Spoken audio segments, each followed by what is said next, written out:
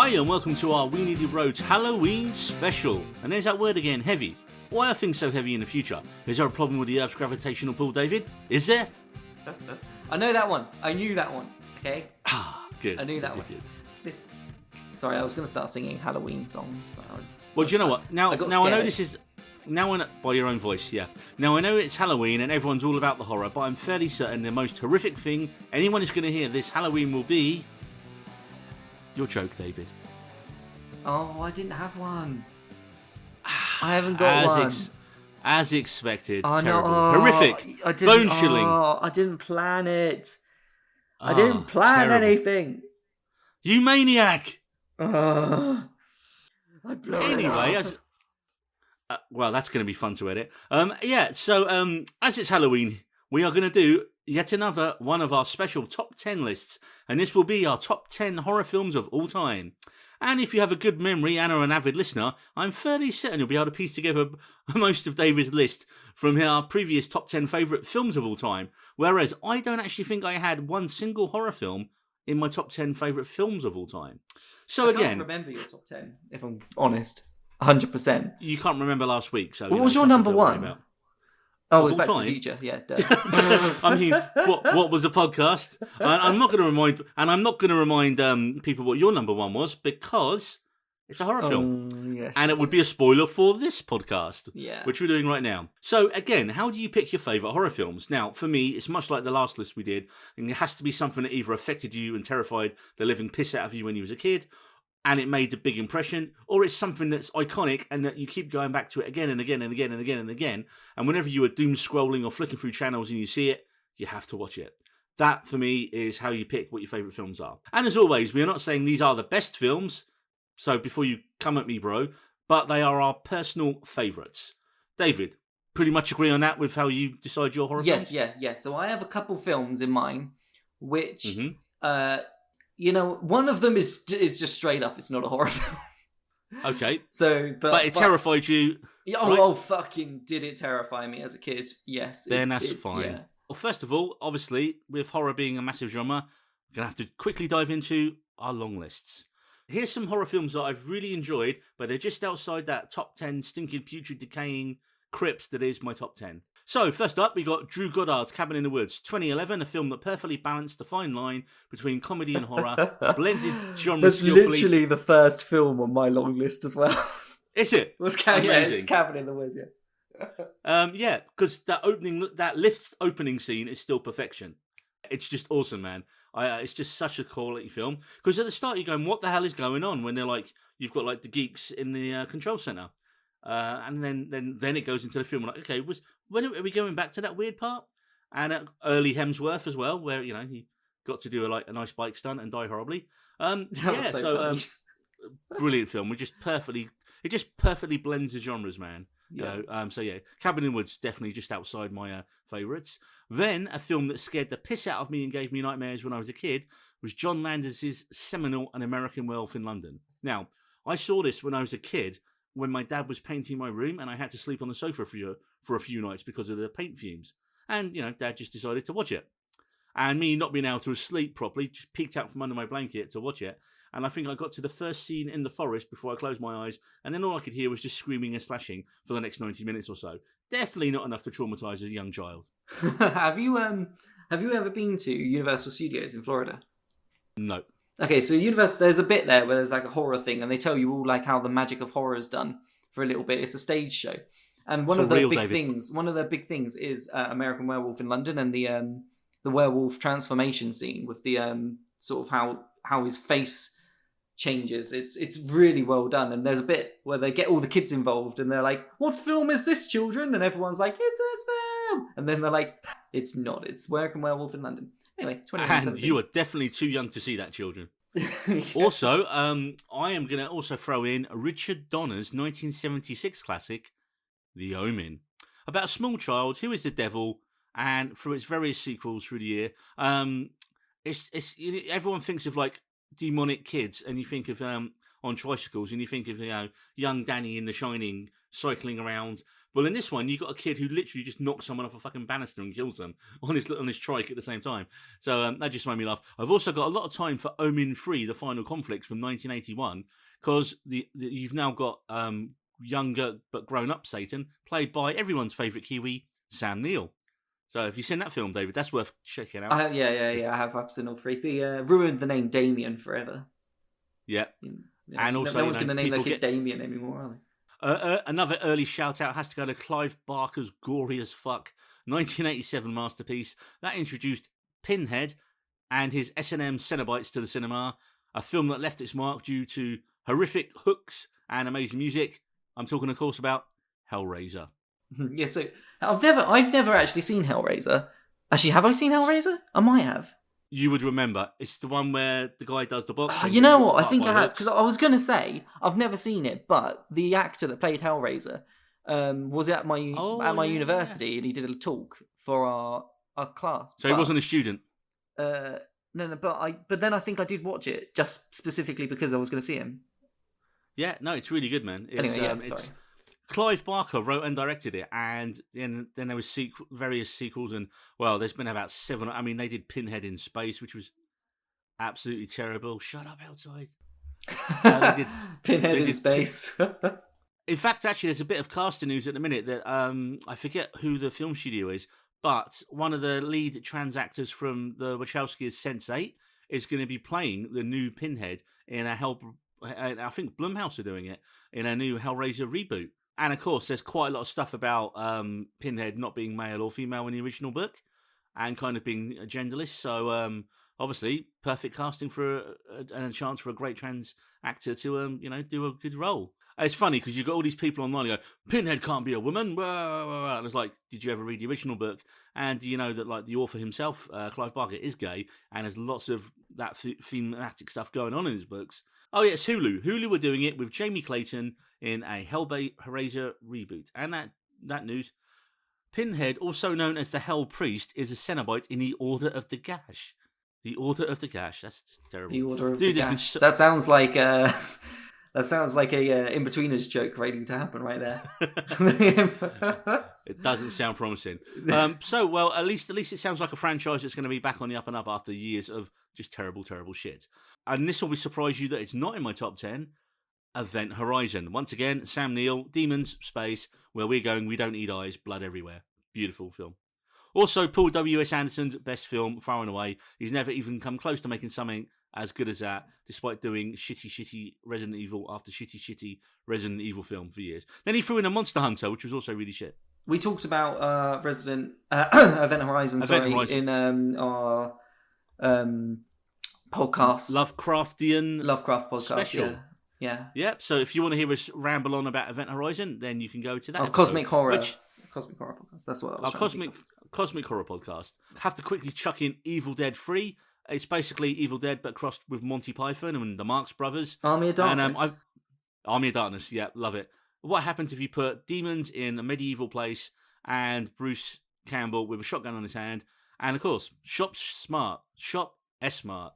You know what? I don't think I've ever seen Army of Darkness. Oh, you'll love it, man. I've seen Evil Dead 1 and 2, but I don't think I ever watched Army of Darkness. It's more a comedy than Evil Dead 2 is. Well, Evil Dead 2 is a comedy as well, I'd say. And then Evil Dead 1 is like a full-on horror. Yeah, but 3 is probably more of a comedy. He's standing there with his like shotgun hand. The next one of you primitive screwheads as much even touches me. It's just awesome, man.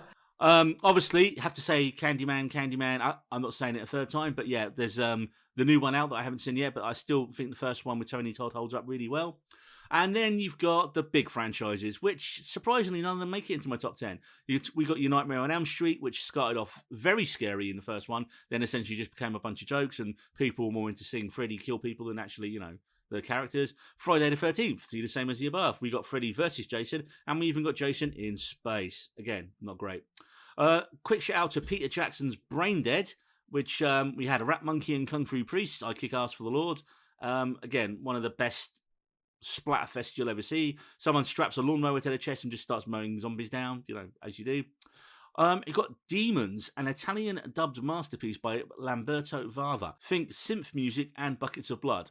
I actually saw this one when I was a kid because we used to have the VHS man come round with his like folders full of sleeves. I always try and get like a video nasty once in a while. And all I can remember is a bunch of people running up and downstairs and getting ripped to pieces. But it was one of those sort of typical Italian gore fests of the time.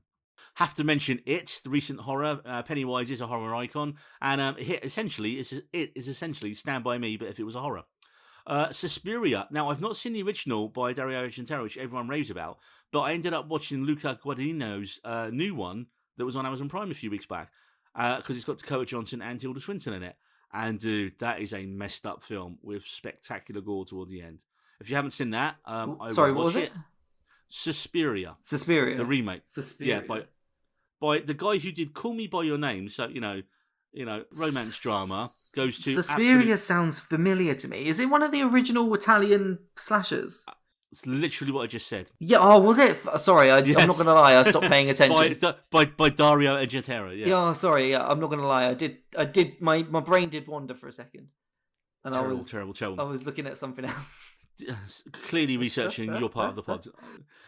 Then we've got The Mist, Thomas Jane, and one of the most bleak endings ever committed to film. Exorcist, enough said, don't really have to say enough about The Exorcist. Shining, again, if you want to listen to Shining and Doctor Sleep, again, if you want to listen to our first ever episode where we debate Doctor Sleep versus The Shining, that's out there as well. But no, neither of them make my top 10, David. Are you surprised by that? No. Okay. 28 days later, didn't make it in. Danny Boyle's zombie genre reinvention. Fast Zombies. Loved the first 2/3 of the film. It fell apart at the third act for me. That's why it doesn't make it into my top 10. I reckon I could guess about 8 of your top 10s. Well, when I tell you them, you can be like, okay, yes, you were right. Yeah, okay, Dawn of the... I'm still on my long list, man. I've got to get through them. Fucking hell. Dawn of the Dead, the original one. Zombie Capitalism in the Mall. Dawn of the Dead, the new version, which was probably one of Zack Snyder's best films. Still. The Fly, Jeff Goldblum Gloop in Cronenberg's body horror masterpiece. Mm-hmm. Alien didn't make it into the top 10, but again, Ridley Scott's masterpiece. The definition of slow burn, and of course, everyone remembers the amazing chest bursting scene. Alien, Silence of the Lambs. Sorry. Alien has probably got like the best directors of a franchise. 1, 2, and 3. Well, 1, 2, 3, and 4. If you think about it, because 3, Fincher, who directed 4? Who did direct 4? Jean-Pierre Jeunet. He did Amélie. Which is a masterpiece. So 1, 2, I think the problem with 3 and 4 was that they were very early in those directors' careers with a big studio, and Fox are notoriously arseholes. And so they didn't have the kind of cachet that Scott and Cameron had to do that. Silence of the Lambs. Won big at the Oscars, but was it drama or was it horror? Definitely horrific scenes, so it just pushes slightly into the horror spectrum. And of course, my last one that didn't make it into my top 10, and it's a surprise, Psycho, Hitchcock's masterpiece, killing off the heroine midway through the film. And of course, the infamous shower scene and Norman Mother Bates. And I'm spent. Oh, no, and I've got a couple more I forgot. Newer and underrated bloody hell, all right, I'm going to go have lunch. You just tell me when you're done, here right? And listen. Give me a call. Stay here and you listen. You stay here and listen to stuff you haven't seen. Green Room. I've seen them all. Have you seen Green Room? Yeah. Patrick Stewart as a Nazi thug and a much missed Anthony Yelchin. Story about... it. Okay, well, that was... Frailty. I don't think you've ever seen Frailty. No, I'd be amazed if... So, written and directed by the great Bill Paxton, Frailty is the best film you haven't seen about a father who becomes a religious serial killer and takes his 2 young sons around with him. In the present day, the older son is played by an early Matthew McConaughey, while he tries to tell the FBI about it to track down and stop his other brother. That is an amazing film, David. Very, really good. Very, really good? Yeah, that's a high praise indeed. Really good. Very, really good. And of course, recently, The Final Girls, it's like a modern Scream, but with the... Yeah, I did not like that as much as you did. I really liked it, man. I love the fact that you have the characters ending up in a slasher film from the 80s and they're stuck on a 90-minute loop, repeating time. It was really funny. I mean, stuff like tripping over the titles, going black and white in flashbacks. Brilliant film. And probably one of my most recent ones, Ready or Not. A stunningly funny horror comedy that made a star of the excellent Samara Weaving about a young bride who has to survive a murderous night with her new in-laws. And I'm going to mention Midsommar and Hereditary and the Aster films very briefly because I'm fairly certain they're going to crop up in your top 10, so David. Don't mention them. Okay, I won't mention them. So, your long list, David. I'm not gonna just go through every like plot detail of every film. I'm just gonna say the films. Okay. Cabin in the Woods. Chapter 1. Mm-hmm. It Follows. Get Out. Alien. I beg your pardon? Get Out. Get the fuck out, Neil. Alien. Is that the sequel? Psycho. Don't Look Now. The Descent. Oh, yeah. Forgot that. Shaun of the Dead. Is it, though? It's more comedy. It's a horror comedy. The Others. Is there enough entrails? The Others. Oh, yeah. Brilliant film. 13 Ghosts, but there's a reason why. Because it, as a kid, it was the first film I'd ever watched. Scary film as a kid when I was like 8 or 9. 13. And do you know there's that ghost which is the naked lady with all her all the cuts down her, and she's in the bath and stuff like that. Genuinely made me scared of taking baths, and kind of a little bit now even, because I still only take showers. And scared of naked ladies. And, yeah. Have you seen them? They're frightening. I've never seen 13 Ghosts, man, because even when it was out at the time, I was like, that is shit. I'm not going to see that. And then The Exorcist as well, because I have met Linda Blair, and she blessed me. She sent me a message, and she blessed me saying, "What? I bless you, blessing David. Did you or something? Did you forget your name? Yeah, that's it. Yeah.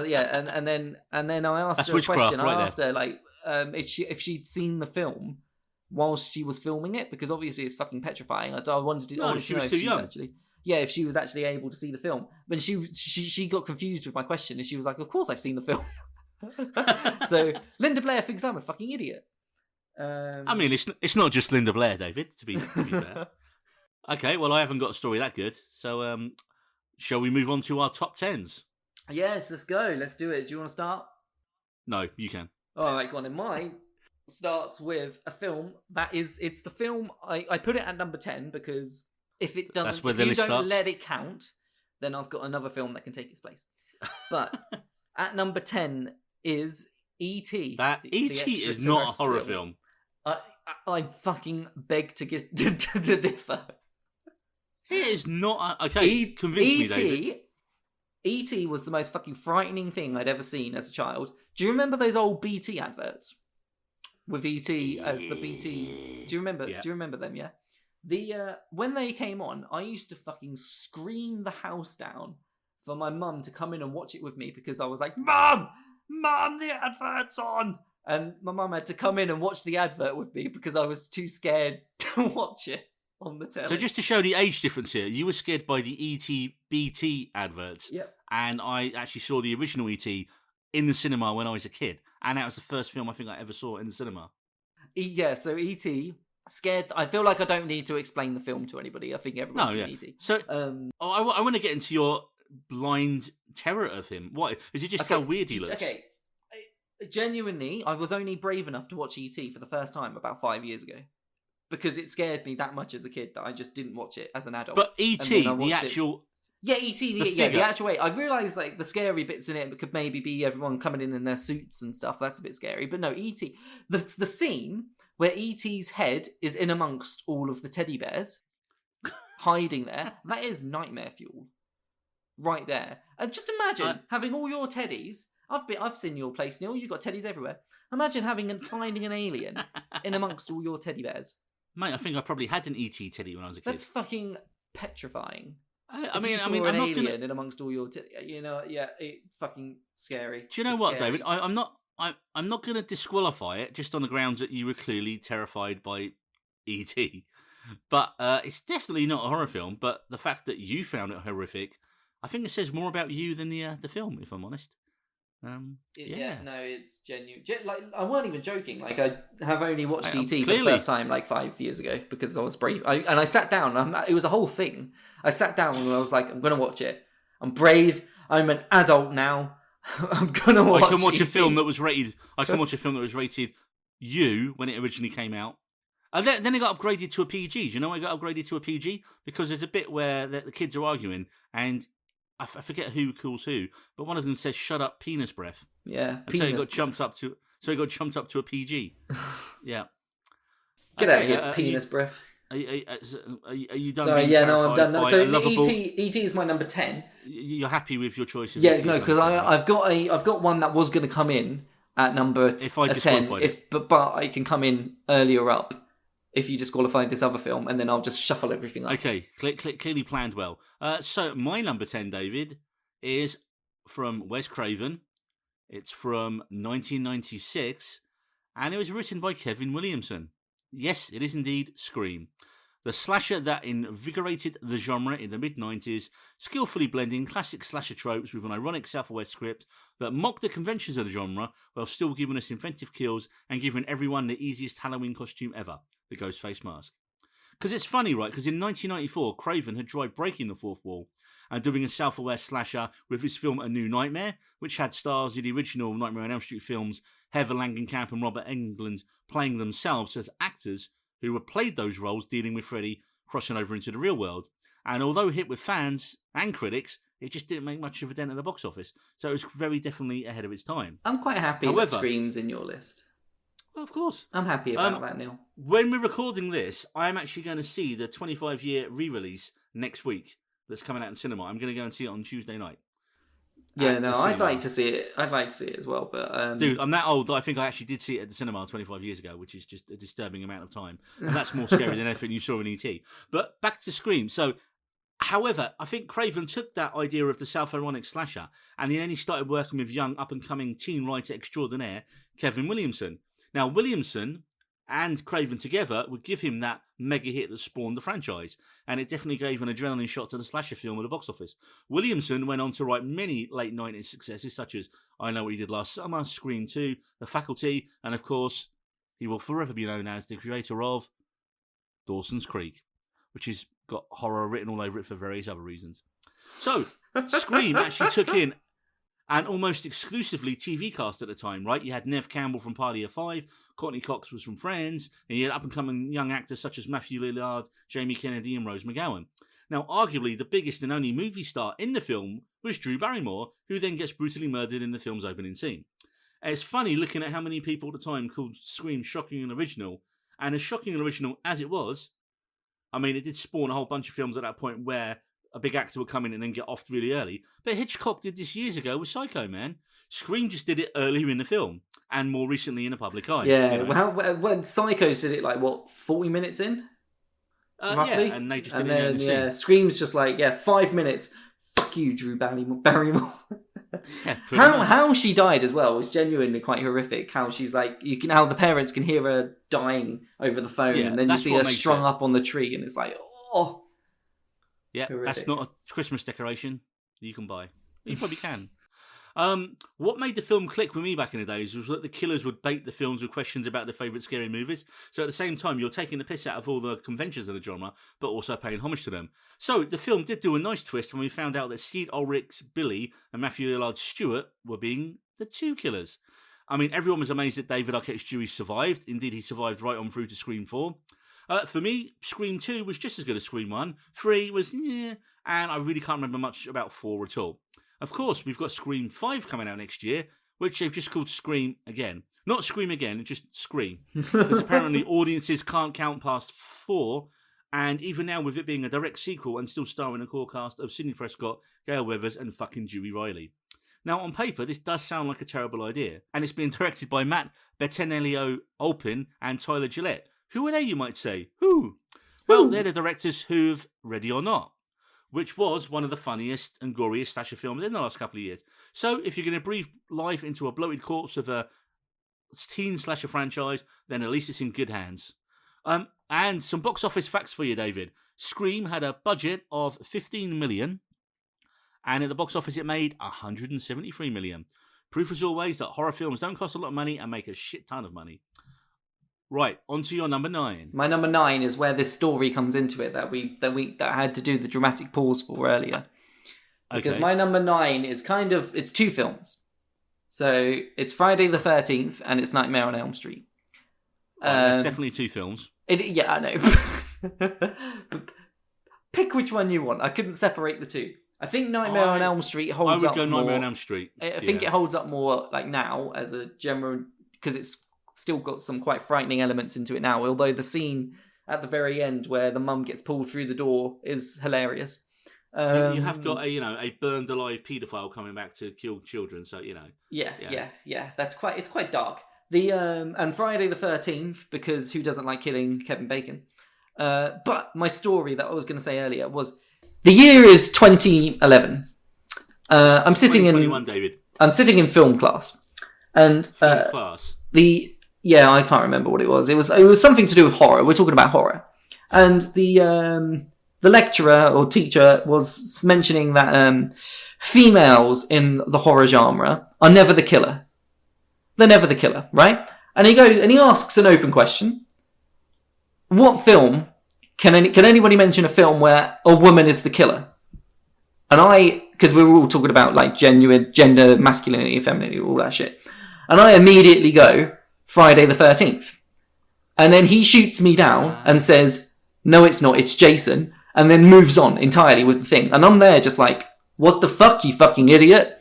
It's not, you dick. It's not. And then I'm like, it's literally in a whole other fucking film in Scream where that fact is said on the fucking phone call through Barrymore drives. A key plot point of Scream. I know. You it's dick. Like, it's Pamela Voorhees, not fucking Jason Voorhees. It's his mum, you absolute penis. If that horror lecturer's listening now, fuck you, because he even knew he was wrong, because at the end of the class, he pulls me to one side and he's like, you know what, you were right about Pamela. Like, I know I was fucking right. You should have had the balls to have just said it in front of everyone and admitted that you were wrong, you dick. Anyway, Friday the 13th and Nightmare on Elm Street. I feel that was more like a therapy session for you, David, than a thing about your an actual opinion about those films. But I feel that like, let some tension off. My number 9 is from the year I was born, 1978. Yes, I was born in the 70s. And it is Halloween, John Carpenter's masterpiece. I mean, which you've got to watch this month if you can't. It's like the law. All of them are now on Netflix. Well, I don't know about all of them, but at least the first 5 are all on Netflix at the minute. So you can watch all of them. Even the weird one, Season of the Witch, Halloween 3, which bizarrely isn't there if you search Halloween, but it is there if you search Season of the Witch.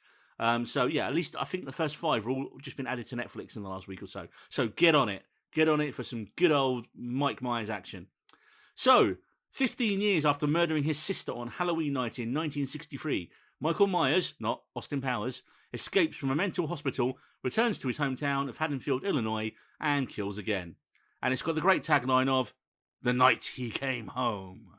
Starring Donald Pleasence and Jamie Lee Curtis, it had a budget of only $325,000. And it made over $47 million, which is pretty goddamn extremely profitable. However, Curtis only made $8,000 for her work on the film. So you think, you say only $8,000? $8,000 in the 70s.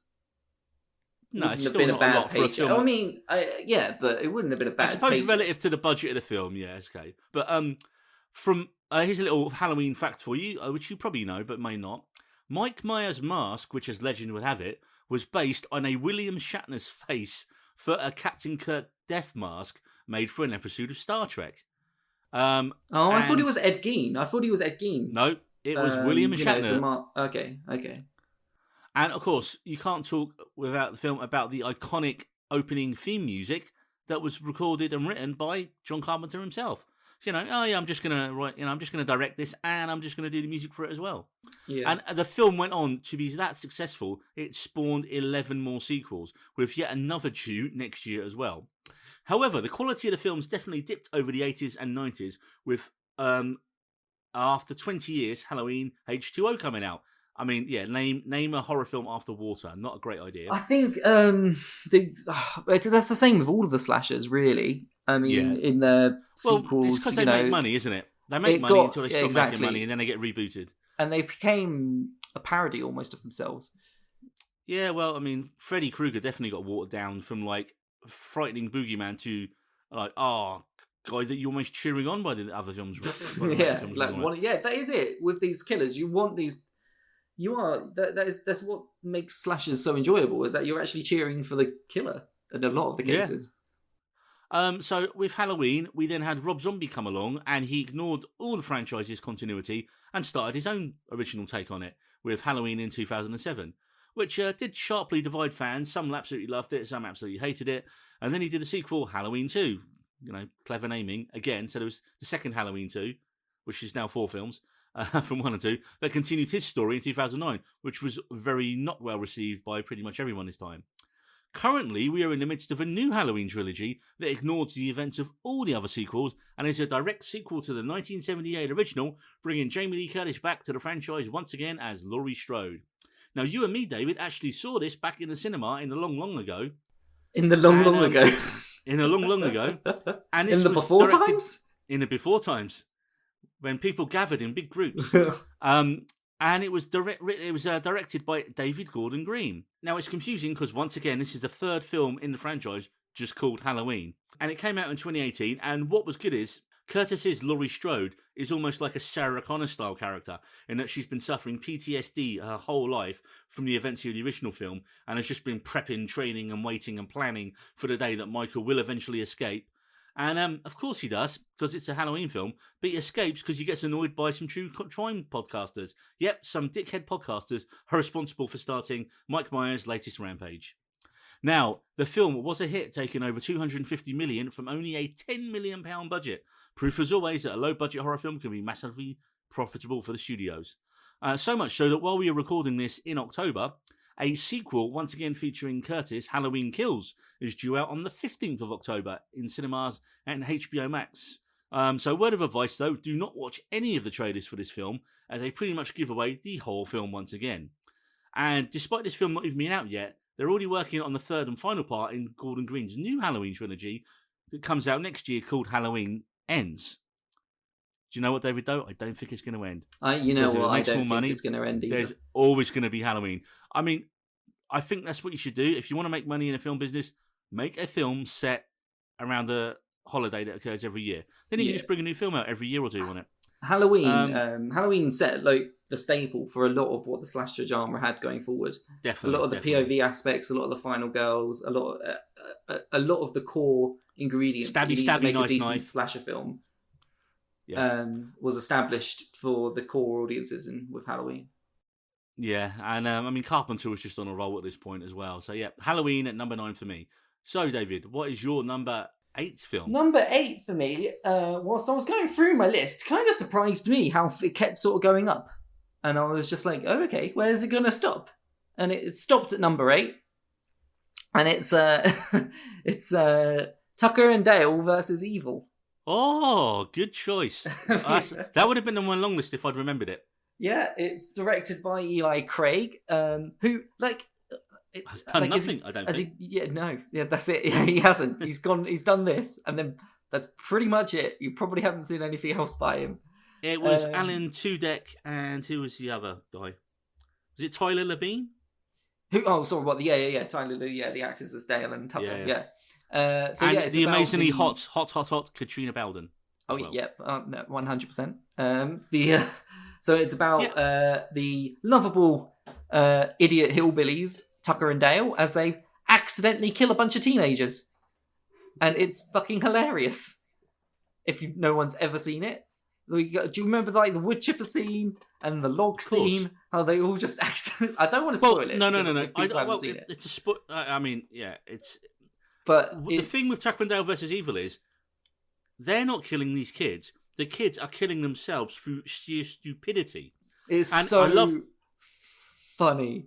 It surprised me that it went above Cabin in the Woods for me. Sorry, I put it above because Cabin in the Woods didn't make my top 10, and Tucker and Dale versus Evil I think is better comedy horror than Cabin in the Woods. Yeah, arguable. I mean, what Tucker and Dale versus Evil does, which is really well, which hadn't been done, I don't believe before. It inverted the stereotype of the crazy redneck hillbilly kill families, like you get in Texas Chainsaw Massacre. Yeah. And the preppy, they're just nice guys. Yeah, the preppy high school, good-looking dude is the guy that's really a dick and is the real serial killer here, and not. So you've just given a major spoiler for it, but yeah. Oh yeah. Oh yeah, that. Sorry. Maybe beep every word that I say there. Just be like, yeah, and the beep beep, and the beep beep is the real beep beep. You're a beep beep. Right. Anything else on Tucker and Dale versus Evil? No, not really. Just it's a shame that Eli Craig's not got. Like, what's happened with that man? Well, why has he not gone on to do anything? He did Little Evil. You can do a Goog. And Zombieland, the TV movie. And but that's about it. He's not like nothing's coming up. I don't know. I've not even heard of Zombieland TV movie. Yeah, neither have I. It's Zombieland the series. I didn't even know that. Did it ever come out? Yeah, it was a thing in 2013 apparently. Have you ever seen it? No. Yeah, me neither. No, not seen Little Evil either. Little Evil, I've seen Little Evil. Yeah, it's Adam Scott from Parks and Rec. Yeah, and he thinks his son's possessed or the devil or something. Yeah, and it's got he did that. Evangeline Lilly from Lost in it. Yeah, it's quite a nice little film. It was a Netflix original. Oh, that was good. That's a good film. Yeah, he should do more stuff. He directed. More stuff. Let him do more stuff, people. He's literally just as a writer. He's only wrote Tucker and Dale versus Evil and Little Evil, and he did a short film as well. But yeah, that's it. Well, a great segue from Tucker and Dale versus Evil and Little Evil is to my number 8 film, David, which also has the word evil in the title, and it is Evil Dead 2. The Sam Raimi classic Evil Dead 2, also known as Dead by Dawn, which is kind of a reboot/sequel to Raimi's original Evil Dead from 1981. I think the key difference from this time round, we were definitely supposed to laugh at the schlock horror, and there's definitely no rapey trees in it. Evil Dead 1 was genuinely unpleasant and hard to watch in all the best ways sometimes, and it really obliterated the line of, should I be laughing at that? Oh, that's a bit grim. But it's... And I think Raimi kind of embraced his love of physical comedy in 2 a lot more, and just generally torturing Bruce Campbell by repeatedly covering him in blood and guts and throwing him into stuff. The stop motion animation is amazing for the time, as was the prosthetics makeup, and the film features such icons of the horror genre behind the scenes, such as Greg Nicotero and Robert Kurtzman. The plot, as always, involves our reluctant... hero is not really the word we can use when describing Ash Williams, but he takes his girlfriend Linda to a cabin in the woods, and he accidentally plays back a professor's tape-recorded recitation? Yeah, why not? Of parts of the Necronomicon, the Book of the Dead. This, of course, unleashes an evil force that just POVs its way around outside, and Linda turns into a demonic deadite, who Ash then has to kill with a chainsaw, and he also has to chop off his own arm after getting infected. Thankfully, he can glue a chainsaw to his arm, to his bloody stump, and then we get a whole enchilada of demons, shotguns, severed limbs, chainsaws, not forgetting the absolutely amazing eyeball in the mouth scene. This film also has one of the most batshit endings as well, where Ash and his trusty old car, his Oldsmobile, which is Sam Raimi's own car that he puts in every one of his movies. You can even see it in, every one of his movies. It's in Drag Me to Hell, Spider-Man. So I'm waiting to see it in Doctor Strange 2, David. It will be there. Guarantee it. Look for his car. But he gets sucked through a portal into what looks like ancient times. He accidentally saves a bunch of medieval-looking folk from a deadite, and he is proclaimed the hero and saviour. Indeed, I almost put Evil Dead 3 Army of Darkness in the list, as it's full-on medieval comedy horror. But I don't know, man. I was like, Evil Dead 2, just such propulsion through the film. It just takes you, grabs you, and you're like, oh. And you feel like you need a shower after you've seen it. I remember... You can feel the stickiness of the blood, man. So when I was at uni in halls, there was a bloke that lived right next door to me called Rafa. We literally only saw him when he wanted to get a takeaway. And he'd just knock on my door and be like, takeaway. And anyway, he borrowed Evil Dead 1 and 2 off of me. And you never got them back. He watched Evil Dead 1 and was just like shit scared through it. He was really like, genuinely frightened him. And then he was like really scared to watch Evil Dead 2. And then he watched it. And he came into me and was just like, David, what the fuck was this? And I'm like, Rafa, it turned into a comedy. And he was just like, but why? Well, because Sam Raimi... I didn't have an answer for him. Well, it's because Sam Raimi and his brothers and the producers, Robert Tabor and Campbell, they were all big fans of the Three Stooges. And there's a lot of physical comedy that you would see from those guys that they wanted to adapt and put in a horror film. It's like, imagine if the Three Stooges, but there's severed limbs and blood flying everywhere. So, that's pretty much it. Yeah, no, Rafa weren't a fan. But yeah, well. I think out of the two, I prefer Evil Dead 1 still to 2, if I'm honest. But what? As well. No, man. Yeah, no, I don't know. I like the sort of horror element more than the comedy element of that, to be honest. Oh no! See, for me, without Evil Dead 2, you don't get stuff like Brain Dead and Peter Jackson stuff. So, I think it leads to that whole kind of horror comedy schlock thing, which I think Evil Dead's kind of Evil Dead 2's kind of the one that's why it gets very its place influential on the list. Film. Yes. So, David, what is your number 7? You primitive screwhead. My number 7 is it's a film that I don't think a lot of people. You have seen. Everyone would have seen it, but it's a film that maybe wouldn't make a lot of people's top 10 list, which is The Conjuring.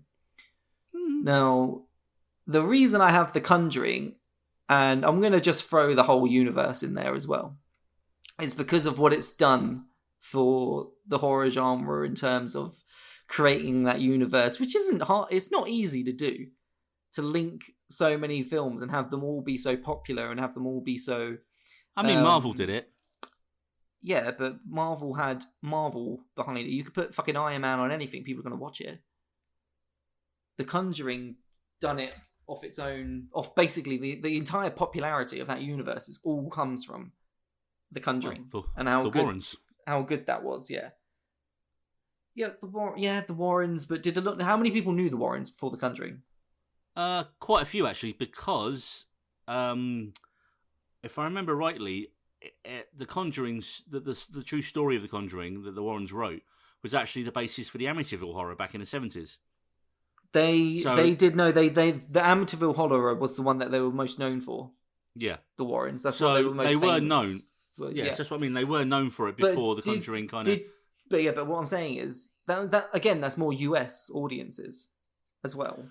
Did anyone in the UK really know of Ed and Lorraine Warren before The Conjuring universe?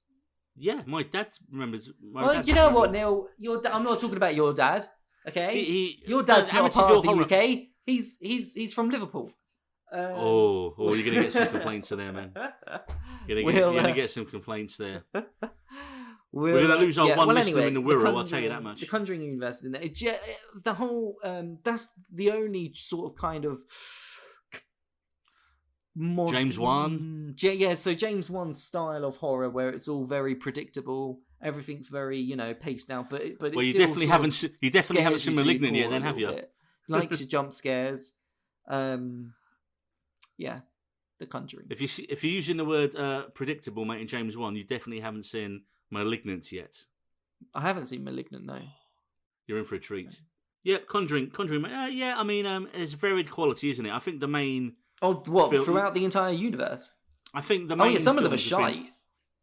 Yeah, okay, good. Like the Annabelle film was awful, and the what other one? Curse of the La Llorona Nun wasn't fantastic.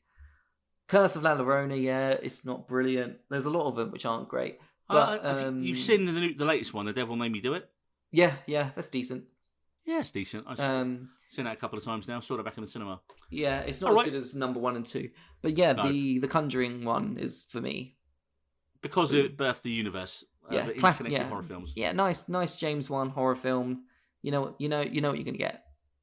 Right. Well, I didn't know what I was going to get with my number 7, David.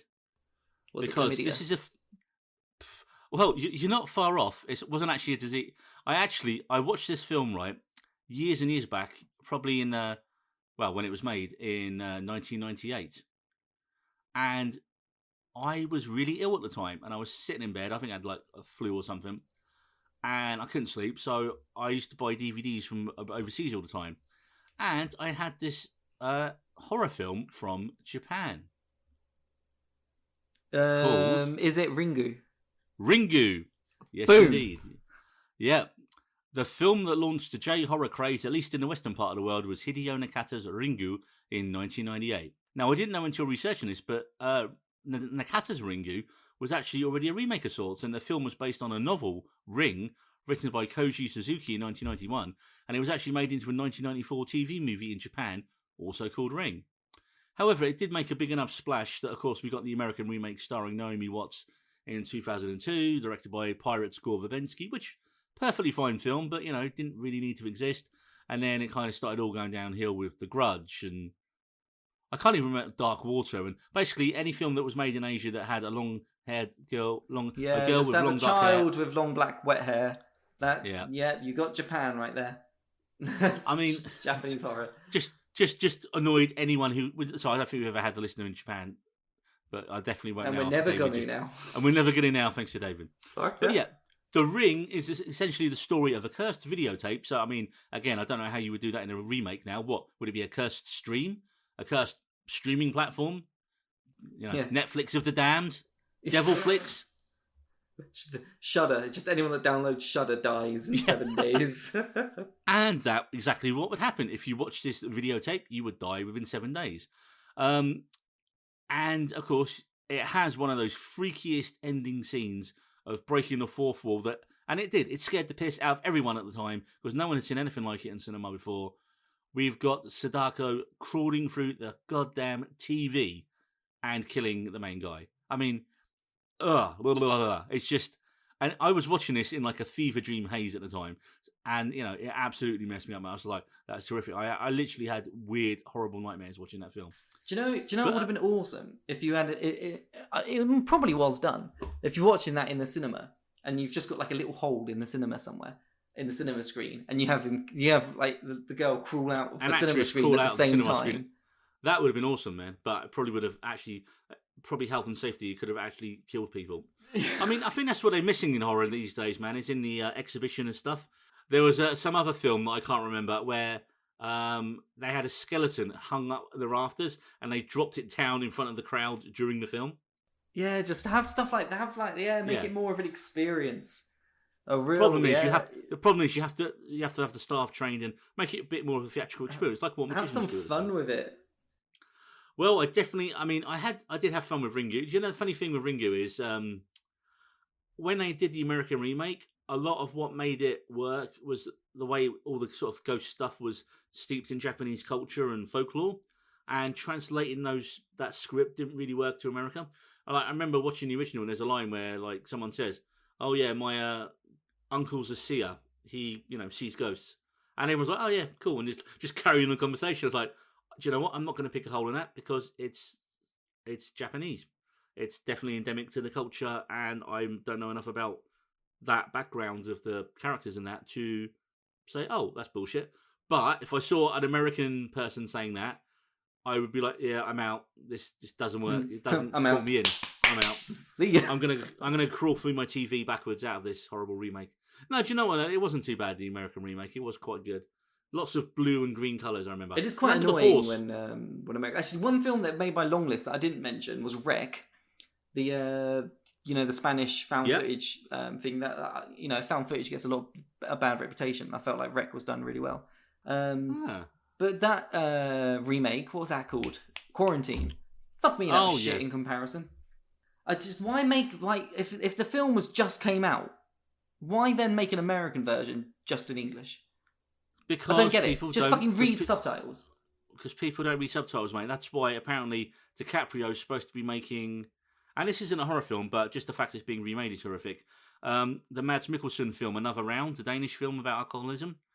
Okay. DiCaprio is supposed to be remaking it. Great. That's like when someone made Old Boy. Who made Old Boy? Spike Lee. Spike Lee, which is a bizarre choice, yeah. And Old Boy was just horrific. So, David, what is your number 6? So my number 6 film is from 1961, Neil. Ooh. Directed by Jack Clayton. Based on the story, The Turn of the Crew. Wait, what? The Turn of the Crew? The Turn of the Crew. Of the Screw by Henry James. It's The Innocents. Ever seen The Innocents? No, but I've seen The Haunting of Bly Manor, so I imagine it's the same thing. It's very similar, except it's only the shorter. It's only It's just the story of the lady that comes into the house. The governess comes into the house to the house to look after the 2 children, Miles and the other one, Davis. Miles and Flora, and basically all this random shit happens. The kids have got this weird sort of sexual energy about them. They're really adult, and it's a really good fucking horror film. One of the scenes where there's the lady standing across the lake's genuinely like almost better than what Flanagan did, and it was done 70, 80 years ago. Well, you find that, man. I always argue that in horror films, I'm not a big fan of jump scares. Not because they make me jump or they scare me. It's just a cheap way to get a reaction out of the audience. Less is more, and this did less so well. Some of the the child acting from like the kid that played Miles and Flora were just like properly haunting, especially Miles, really haunting. And Deborah Kerr, who plays the governess that comes to visit them, just you're obviously seeing it through her eyes. The story's projected through her and everything. It's genuinely a brilliant old horror film if no one's seen it. I don't want to say if you've seen Bly Manor, then they're both adapted from the same source material, but The Innocents is really well done. Obviously treated in different ways. So, that's the list, David. I have not seen that. Classic ghost film. I prefer. Well, it just made me think of another classic ghost film that's not on either of our long list or main list, I'm assuming, but I don't know. It's not on mine. It might be on yours. A Woman in Black, which was... no, it's not on mine. Yeah, cool. Well, the Daniel Radcliffe one. Yeah, I mean, it was just. I mean, I think the first one was good. The second one was awful. There was a second one. Yeah, have you not seen the second one? No, because why would there be a second one? It's a prequel, I think, about kids from World War II or something. I was about to say, how can it be a prequel? Because he only looked about 12 in this one. I think it's prequel supposed to be about kids that go to the house as from World War II evacuees. Maybe I can't remember. I remember it being bad though. That wasn't my point. The whole point was there's like half an hour of Radcliffe just walking around the house and like doorknobs turning slowly. The little monkeys going like the toys, stuff banging, and I was like, and they're trying to make you jump in every scene. I was like, ugh. And then the single creepiest image is when he looks out the window and sees the person stood there, and they're slowly walking towards him. I was like, and the shot, they just hold the shot. That for me is what you want in sort of terror. That's what The Innocents has. That's like that shot of the woman across the lake, and she's just standing there looking at you. And cool, man. Okay. Watch it, and like just a man watching you through the window. You could when you watch The Innocents. I think you have to pay for that, David. Flanagan, maybe in Soho. You can see like Mike Flanagan through Bly Manor took shot for shot some of the scenes and used them in his works. He'd obviously seen this film and played homage to it in his own work. Homage with cheese. Mm. So my number 6, David.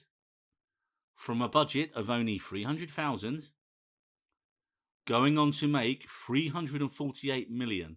The only few films. I don't think it'll be Blair Witch Project because I can't imagine you'd like that film. It's Blair Witch Project. It is Blair Witch. Okay. Yes, indeed it is, David. And I'll tell you why. Let me tell you why. So, 1999's The Blair Witch Project was one of the first horror films that used the internet as a mass marketing tool and redefined the found footage genre of horror films. It was portrayed as lost footage from 3 missing filmmakers who had ventured into the Black Hills of Burkittsville, Maryland in search of a local legend known as the Blair Witch. Now, this film used the website for promotion that made people in the early days of release, at least in the States, believe this was a real documentary. Obviously, by the time the film came out over here, we knew it was a film, but it still had that initial questioning and, media sensationalism of, is it? And that really helped spread the word of mouth success for the film. It was written and directed by Daniel Myrick and Eduardo Sanchez, and the film starred actors Heather Donahue, Michael Williams, and Joshua Leonard as themselves, which in turn helped breed the legend that the film was real. Now, on top of it being a great film, it's the experience of when I saw this film that really adds to why it's on my list. I saw this film on Halloween, the year it came out, and this was back in the days of not being able to book online ahead of time, and when we turned up to see it, we were surprised to find we couldn't get in to see it for about 2 to 3 hours. So, went to Pizza Hut, we was over in Ashford, mate, and we finally managed to get in for the midnight showing. So, Blair Witch Project on Halloween, midnight, can't really go much better than that for a film. And we're walking our way in, and another queue, and this was back when they screwed up. This could have been your fault. You might have been working then. And a queue was walking out. When was this? 1999. Or were you still 12 Dude, then? I'd have been like, I don't know, like 7?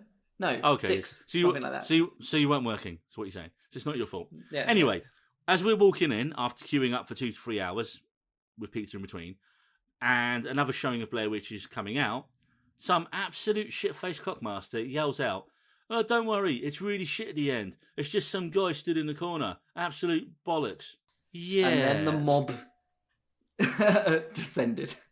Yeah, that's literally what happened. Some guy jumped out of line and tackled him to the ground. Like, fuck you, bang. Pretty much. I mean, what a cunt. Oh, I threw out the see you next Tuesday word there. He fully Homer Simpsoned him, Yeah, what a dick. What an absolute dick. I'm really surprised that film's in your top 10. Well, let me tell you why. It's because what makes it work is you have the character POV from the camera. So in a cinema as well, you're experiencing and seeing everything the characters see. And at night, you're hearing and seeing everything they hear and don't see.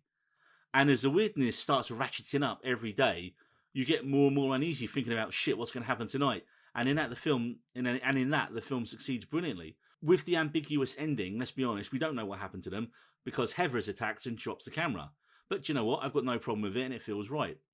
Do you know what, though? Without the success of Blair Witch Project, due to its budget, format of found footage, and using the internet to promote a film, you wouldn't have films like Paranormal Activity, Wreck, Cloverfield, Chronicle. Just this one little horror film, it spawned the found footage thing across loads of genres. You know, Chronicle was a superhero version. Cloverfield was a monster version. There was some controversy, though, at the time with Blair Witch and another found footage film that came out before it called The Last Broadcast. But that was more kind of along the lines of like a Wendigo creature out in the woods. And the filmmakers of that said, no, it's just rumours, and they never actually pursued any action.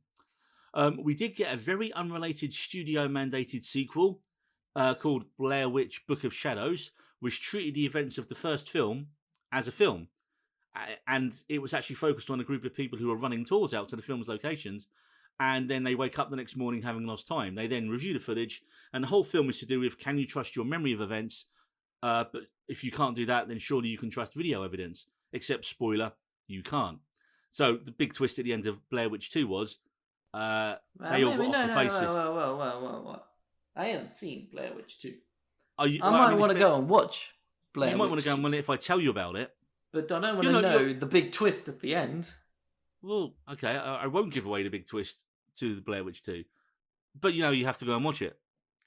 I will say, it was the first fictional film by acclaimed documentarian filmmaker Joel Berlinger. Why is that name familiar, David?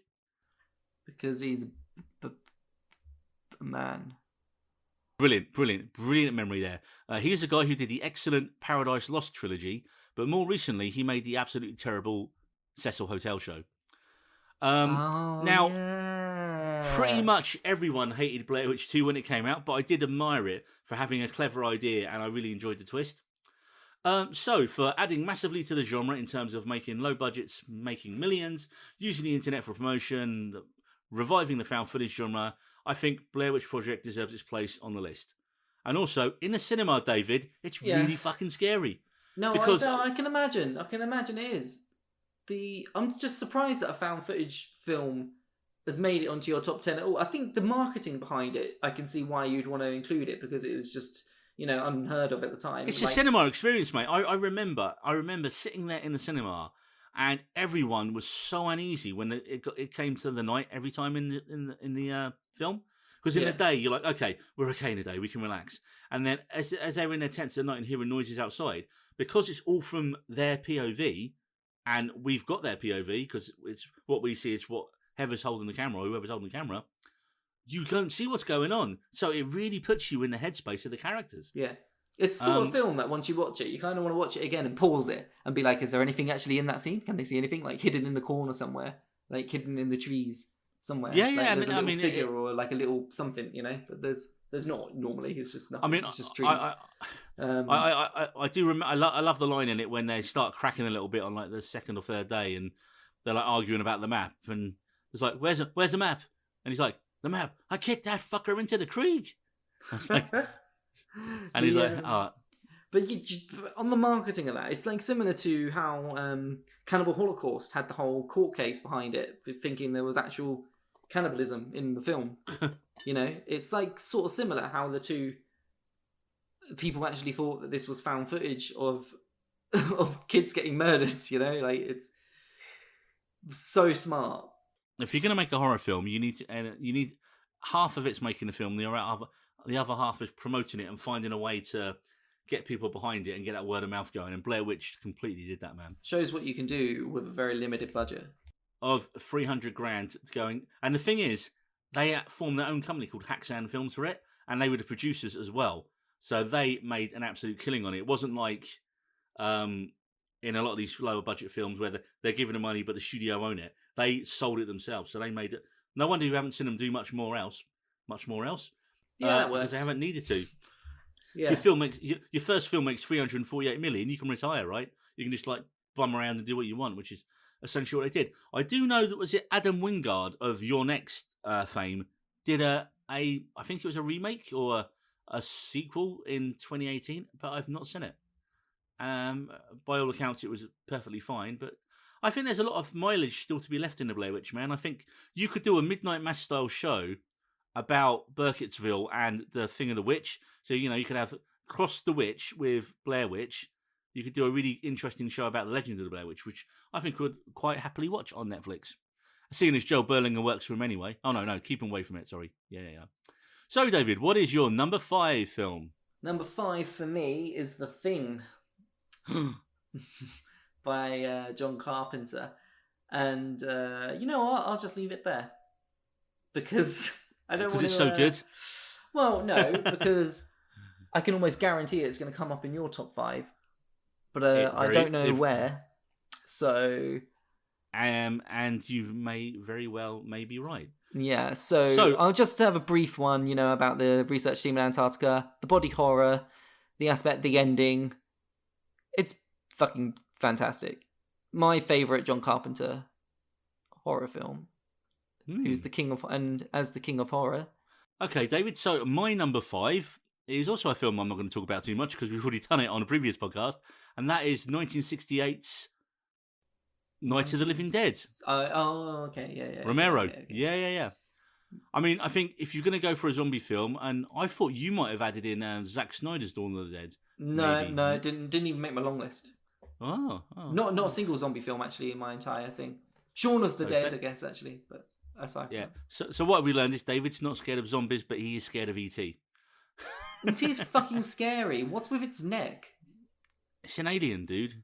Why is its neck like that? Do you know what? Actually, I've got more E.T. stuff that you're going to hear about later on in the list, which is quite good. E.T. factors in quite nicely with a couple of my other choices. So yeah, Night of the Living Dead. We actually I recently rewatched this a few months ago for our zombie special, and you just can't get any better than George Romero's 1968 original. Classic. I mean, if you want to hear our thoughts on that, you can check out our 11th episode, which is our zombie special. All I'll say is it was groundbreaking in '68, and unfortunately, the ending is still as powerful and relevant as it was then as it is today. Yeah, so your number 4, David. So. Quite disgustingly so. Yeah, shocking. Yeah, my number 4 is Midsommar. You mentioned Ari Aster. And Ari Aster? Earlier. Just Midsommar, not Hereditary. I put Hereditary further down.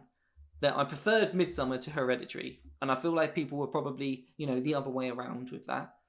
But I thought Midsommar was it was The Wicker Man, but fucking scary. Strangling. I felt, watching that film, I felt like my breath was being pulled out of my body, and I was being forced to watch something. I had palpitations. I couldn't breathe. I felt Ari Aster's hands slowly squeezing my throat watching this film, and I've never experienced anything like that, or before or since watching a horror film. Yeah, it was fantastic. Ari Aster's the king of horror for me at the moment. Anything the man does is pure terror. And how he managed to do what with that film, and fucking disgusting as well in some cases. Like with the puberty. No, not the blood that he has to drink. I'll just leave it at that. It is one of the biggest. I don't want to say it's groundbreaking because it didn't tread anything new. It's just done everything. It just done everything perfect. That's my issue. That was my issue with it. I mean, I think it's a brilliant film, definitely 5-star classic. But all the way through the marketing of that, everyone was asking him, he's like, "Is it like The Wicker Man? Is it like The Wicker Man?" And he's like, "No, it's not like The Wicker Man. It is just the same vibe and basic story as The Wicker Man. It's very, very similar. It's so similar that for me, that's where it loses a few points on my end." I mean, admittedly, I know he can't come out and say when he's marketing and promoting the film, "Oh yeah, it's just like The Wicker Man but modern," because people forgot it because it was old, and we ignored a really shit Nicolas Cage one with the bees. But not the bees. But I mean, Hugh's performance in it is brilliant. I mean, it's definitely the best on-screen version of a relationship going badly wrong you'll ever see. Like taken to the ultimate extreme end. I've actually got the director's cut, and I've still not got around to watching it, so I should probably do that. But it was already a long film, and this one's over 3 hours. It's so good. Some of the hidden stuff in it that you don't watch, that you don't notice first time around, but then you see it again, and you can notice like extra details. Like you can notice the woman, like in the trees, you've got her sister in the trees, and there's an image of her sister in the pipe, like holding her as she's being carried away, and it's like there's so many small details that are also perfectly done. And like I said, I've never experienced a horror film which has genuinely made me feel like I was suffocating. Do you see that in the cinema or at home? I watched it at home. Well, if I watched it in the cinema, I'd have probably had a panic attack. It was amazing in the cinema, man. Except for one annoying chavvy couple who came in 10 minutes late, so they missed the whole the whole bit with the parents and the sisters and all that sort of stuff. They just turned up as they're rocking out as they're turning up in for the festival. I was just like, these guys are going to think this is like a fucking standard slasher film. They're going to think it's like the In-Betweeners or something. And they laughed at all the wrong places. Like when that couple fall off the cliffs and then get splattered with the mallets, they were laughing. And I was like looking, I was just like turning around like, they were that annoying. And then they kept laughing at the wrong places, and it just like... Yeah, see, this is why the cinema experience can be negative with that sort of thing, because if you take a film like that and have that and add that element to it, then it sort of ruins the film, but for future viewings as well, because you're just going to think, you just remember these people. Like, it's clearly you remember these twats. It's inbred locals. I actually moved seats. I pretended I was going to the toilet and then moved seats because they were behind me and kept shouting. I was like, you fucking dicks.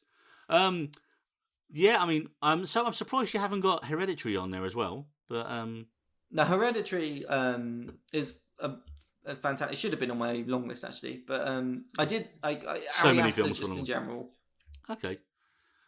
Do you know what he's doing next? It is. I do know. I've forgotten. No, wait. I do know it. Don't tell me. Don't tell me. Disappointment Boulevard. Okay. Boom. That's what he's doing next. Okay. Cool. Well, David, can you guess what my number 4 is? Is Gremlins a horror film? I mean, Gremlins is a Christmas film. It's a horror film. It's a kids' film. But no, Gremlins isn't on my list, actually. It's not on your list? That was on your top 10. Yeah, but to me, that's not a horror film. All right, it's more like a comedy. Is that a horror film? No, that's more a comedy. Fuck no, Ghostbusters, that scene in the library was terrifying. Yeah, it's terrifying, but it's not an out-and-out horror film. It's a comedy, action comedy. Okay, no, fair enough. Wait, let me keep guessing. Wait, no, tell me the year. 1973. The Exorcist? It flopped at the time. Wait, when did The Exorcist come out? I can't remember. Okay, let me set up for you. 1973. Yeah. It's a British film. Yeah. Its budget was £500,000, and it only made £76,000 at the box office, and was deemed a massive flop at the time. However, over the years, it's been reappraised many times. Critics now love it. Audiences now love it. And it is generally revered as the cult classic that it most definitely is. Go on. Well, David, it's the film that influenced Midsommar. It's The Wicker Man. Oh, son of a bitch. I cannot wait until we're going to do our head-to-heads, because we're going to have Wicker Man versus Midsommar. I mean, the question will be, will more people vote for Midsommar because more have seen it? Or will people go, no, vote for Wicker Man because of Wicker Man? More people would have seen The Wicker Man. Yeah, but then you've got the really bad... Don't forget, it's a really old film that's a bit strange and weird, man, by modern standards. The Wicker Man's another one of those where he's not done anything since. I'm pretty sure it's only done The Wicker Man. I can tell. I have notes prepared, David. Oh. I have notes prepared. Go on. So, Wicker Man, David, yes, is one of your favourite genres of horror. It's folk horror. And again, it's the masterwork that is Robin Hardy's 1973 I was really writing bad last night when I read it. It says The Iker Man. So that's clearly supposed to be The Wicker Man. And I think it can genuinely lay claim to being the greatest British horror film of all time. Starring TV's Edward Woodward as Sergeant Neil Howie. Yes, I'm in a film. Oh, but it doesn't go well. He receives a message to investigate the case of a missing girl on a remote Hebridean island called Summerisle. A devout Christian man, Howie, is shocked to find that all the islanders worship pagan gods and they're just generally humping all over the island. He even finds the missing girl's mother, and then she says, no, she's not missing. In fact, she never existed. The villagers continue to hinder his investigation until we meet Lord Summerisle, played by the great Christopher Lee in a funky wig. King of Horror, Christopher Lee. King of Horror, Christopher Lee, who explains the history of the island and how they pray to the old gods. And then we learn that when a harvest fails, they have to make a human sacrifice. And immediately Neil's like, wait, that's probably the fate of the missing girl. He then actually finds a missing girl, frees her, where they then run into the whole village, where, spoiler for a film that came out in 1973, we discover Neil Howie was the intended sacrifice the whole time, not the girl, and the whole thing was a ruse to get him to the island so they can put him in a giant wicker man and burn him to death, while the villagers happily sing a Middle English folk song. Now, I was lucky enough to see this in a cinema while I was at college at a special screening over in an indie cinema in, I think it was Sandwich. And the mix of off-kilter characters, weird folk music, graphic nudity, and genuinely well-plotted surprises and story twists just make The Wicker Man, it just made a really big impression on all of us. I mean, there's a bit where he goes in like a post office and he's like asking around, and there's like a jar that says foreskins on it. You know, it's crazy shit like that. Like many classic horror films, though, like we said, it was a massive flop at the time. And to try and make the film more successful, it was re-edited and there was loads of different versions of the film that come out. And of course, there's a legend that the missing footage of the film was actually chucked in a landfill and buried somewhere, and no one ever knows where it is. But as we mentioned, they was trying to do a restoration and like add in the original, do a recut, and they discovered the footage was missing, and they found out it had been chucked in a landfill. Oh, so, for the better, probably. Well, yeah, potentially. The biggest jump scare from this film, right? And I don't know if you remember this one. Is when he's looking. Jump scare, man. The Wicker Man. Wait, it's a jump scare and it's creepy as well, like so creepy. It's when Howie is looking for the girl and he opens a cupboard and she's in there and she just falls out onto the floor in front of him. And you think, oh shit, there she is, and she's dead. Then she laughs, gets up and runs away. Yeah, I know, yeah. That scene just really got me, man. And like everyone was like, oh, this film's gone really dark and twisted now. The writer of the screenplay was a guy called Anthony Schaefer, and he actually wrote a 30-page treatment direct sequel, which would have seen Howie rescued from the Wicker Man, escape from the island, and then return with more police to take down the islanders. Now, if that sounds as a terrible idea to you as it does to me, I was going to say you were going to say that was a good idea, Wade. No. I mean, yeah, it would completely invalidate the power of that ending, and I'm glad it wasn't made. And obviously, the studio was like, no, junk that. The closest we actually got, well, we have to briefly mention the Nicolas Cage atrocity a few years back, where he just ran around screaming about bees and punching women a lot. Again, no need for that film to exist. But the closest we got, actually, and I've seen this myself, was the original director Robin Hardy's spiritual sequel, he called, which was 2011's The Wicker Tree, which had a very similar story of two Christian missionaries who go to this small village in Scottish lowlands, and they are manipulated to take part in the festivals and rituals, and they're both killed in the traditions of the village while the villagers pray to the sun god. And the more, actually, when I was researching this the other night, the more I thought about The Wicker Tree, I was like, holy fuck, that's even closer to Midsummer. The whole thing, they actually impregnate the woman there, and she gives birth before they kill her. No, that doesn't make sense, because they would have been there for ages. Sorry, the guy, that's it. Yeah, the guy has sex with one of the women on the island, just like in Midsummer. And then they're like, oh yeah, look, we got the Christian baby thing. It wasn't very good. Like it was just very not the Christian baby thing. And they were like, it was like the Lion King holding up to the sun god. No, I don't even remember. It was very not bad. It was very bad, and like you're like, okay. And do you know what? It was average at best, and it never really recaptured the tone of the original. And once again, just like the original, it had money problems, a largely unknown cast. Although we did get a Christopher Lee cameo as Old Gentleman, and he was heavily implied to be Lord Summerisle in that brief scene. As Old Gentleman. That's what his name says on the credits. He's never mentioned by name in the show, in the film. However, the legacy of The Wicker Man is there for all to see, especially in the work of Ari Aster in recent Midsummer. Ben Wheatley is clearly a massive fan. I mean, you look at In the Earth, A Field in England, and of course, Kill List. Have you seen Kill List, David? You made me watch it, I think. Yeah, because you mentioned this to me before. Yeah, and you'd made me watch it. Yeah, so you remember the ending of Kill List, right? Spoilers for the ending of Kill List. Yes. Where there's a whole cult, and he's got the thing on his back, and he beats it up, and then he realizes he's just beaten his wife and son to death. Yes. It's very like I remember it. Remember it now, yeah.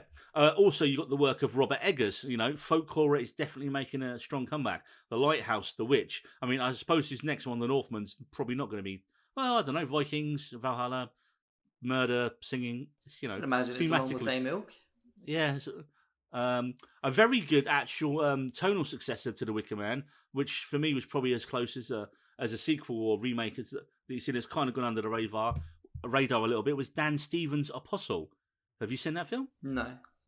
It was actually made. Dan Stevens? Yeah, he did a film called Apostle. The bloke that plays... Yeah, it's on Netflix, mate. The singer in the bloke that plays the Beast in Beauty and the Beast. Yeah. I mean, I was going to say the guy who made his name in Downton and then did The Guest. I'd never really watched Downton. No, me neither. But yeah, so, yeah, it's Dan Stevens, and he did a film called Apostle about a man looking for his missing sister in a remote religious community on an island. And I've seen this. I've seen this. Does he have his brain screwed into a tree or something? Yeah. Yeah, no, I've seen it. Yeah. Yeah, it was good, wasn't it? But that was very Wicker Man, wasn't it? Yeah. Part man, part tree. No, I know. Yeah, it was. Yeah, so that was my number 4, The Wicker Man. Yep. Number 3, David. Robin Hardy. Okay. So we know he's not done much since, yeah? Yeah. He's done literally like those 2 films that you mentioned. That's basically it. But he's the same bloke actually from my previous story about from my lecturer. All right. He'd made a horror your pal, film. your friend. Yeah, my best. Yeah. So he made a horror film himself. Was it shit? Did he make you watch it at uni? So we'd watched it. Yeah, we were made to watch it at uni. Our lecturer did the same thing, man. And he Robin Hardy had actually put his name to it, and and said, the next wave of horror starts here, and really good words about it. And I watched the film, and I was like, fuck me, I wonder how much Robin Hardy got for saying that, because it was shit. Clearly not enough to fund his Wicker Man sequel. Yeah, honestly, it was. Well, anyway, that's what Robin Hardy's doing now. He's just saying other films that are really bad. Our lecturer made us watch, and I'm not joking, some weird Nazi murder sex film, and was like, "Yep," and that's why you're a film lecturer and not an actual filmmaker. Yeah, ours was about some bunch of hillbillies killing. I don't know. I can't remember. It wasn't great. David, what is your number 3? Top 3 time. Top 3 time. This is exciting, isn't it? Okay, so mine is... Okay, this is one where you might not accept it. Okay. Because is it a horror film? Or did it just mess up David on a mental level when he was younger? It didn't mess me up on a mental level. It didn't. I love the film. It didn't scare me, really. Right. No, it's got scary elements in it, but it's not like E.T. where it scared me. It is The Mummy. Nah. Will you give me The Mummy? Fantasy horror? Show me the Mummy. Fantasy horror film? Yeah, you can put The Mummy in. I mean, Mummy is a horror. The Mummy is a classic universal horror. I realise it's icon. More action adventure than horror, but it's like action adventure fantasy horror. Actually, it's funny because my number 2, David, is also more leaning into the action other than horror genre. Oh, so, there we go. Yeah, there we go. No, The Mummy. You can have The Mummy. Yeah, brilliant. The Mummy. I feel like everybody's seen The Mummy. Like you said, like we mentioned before in our top 10s, because it's also in my top 10s. In fact, the top 3 are in my top 10s films of all time. I like that you stayed by your original decisions from a few months ago and haven't changed. Well, I genuinely I couldn't remember which one was higher, number 1 and 2 in my top 10.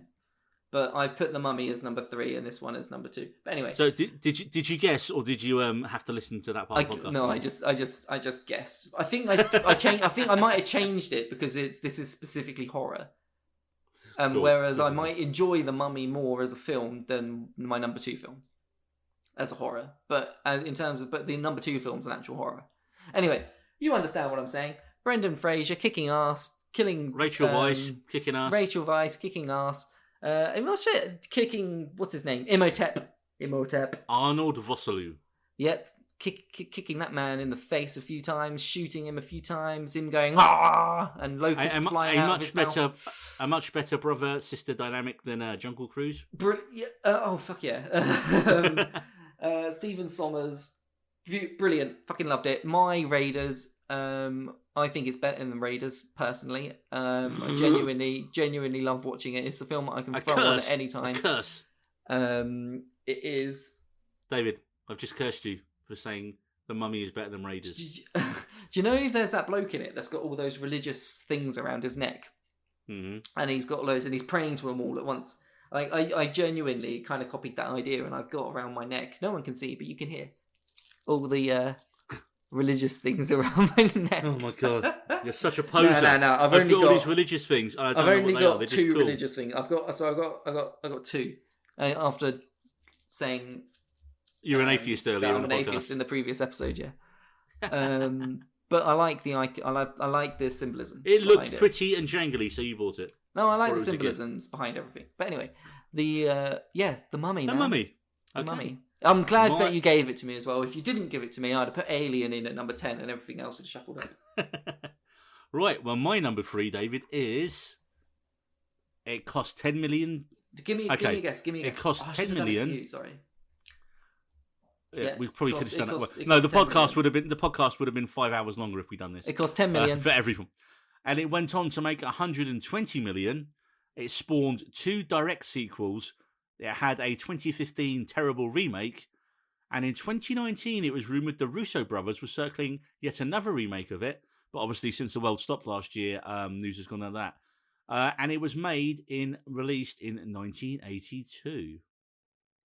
And this isn't a horror; it's more action adventure. No, that's my number 2. This is my number 3. So this is most definitely a horror. 19... And it's got links. And it's got links to E.T. David. Does it? Is it? Yeah. It's not Alien, is it? No. I don't know. I don't know. Go on. I'm not very good. I'm bad at guessing. Produced by Steven Spielberg, and it is. Sorry, let me do it again. Jaws? Produced by. No, because Jaws was 1977. Yeah. It was. Spielberg directed Jaws. and Spielberg did not direct this. He only produced it. Right. Although that is a matter of some consternation, maybe.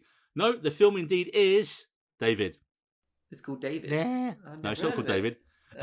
It wasn't very good. No. The film is called...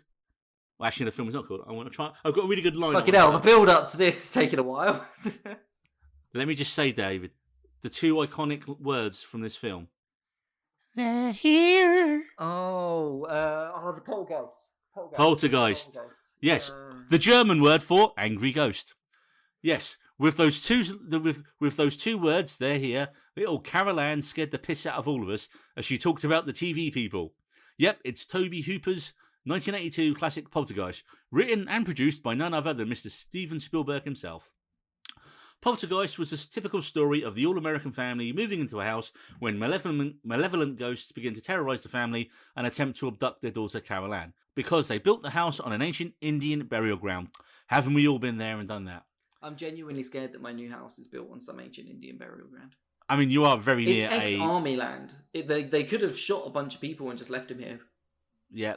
Well, if the chairs all start stacking themselves in the kitchen and your toys start coming alive, then yeah, you're fucked, mate. We have a Touchland, and that came on the other day on its own. So, as I mentioned before, there was 2 canon sequels that followed the story of Carol Ann, and there was the remake in 2015 actually starred Sam Rockwell and Rosemary DeWitt, but it was just one of those films you're like, why do you exist? But I'm interested that the Russo brothers were looking at making one. I don't know that the Poltergeist franchise has that much in it that it could really be done again. To be honest, I'm surprised that it even had any sort of remakes and going on, because it was kind of just like, I feel like that the Poltergeist is very much that's a good film, and then that's it. I feel like it's not the money-making franchise film that you remake and remake and remake. I think the idea they had is that it can be a franchise and they want to do it right. Rather than talk more about Poltergeist, David, I'm going to give you some Polter facts. Yep, it's the Polter facts section. Now let's see how many of these you knew, and I'm fairly sure it's not going to be many. Yeah, I doubt it's going to be any. And I'm going to let you know about the so-called real-life curse of Poltergeist. Ooh. So first and most sadly was that Carol Ann, the young star of the 3 films, played by the great Heather O'Rourke, actually died when she was only 12 of a bowel issue. So I mean, that's very sad. Terrible. Yeah, no, it's awful. Like it, the reminds career she could have gone on to have. Yeah, it reminds me of like the kid from Mary Poppins that died when he was really young as well. And also the family's the son in the film, Robbie, he was actually almost strangled by the clown screaming scene. Do you remember the bit where the clowns grabbed hold of him and he's like, "I can't breathe"? Yeah. He was actually being strangled because the mechanics on the puppet weren't working, and the director thought it was an ad lib. And who noticed the poor kid was actually turning blue and in trouble? None other than Steven Spielberg, who literally saved the kid's life and took the thing off him. Wow. So, it's a story to tell when you're older. Hey. Well, and unfortunately, it gets worse, man.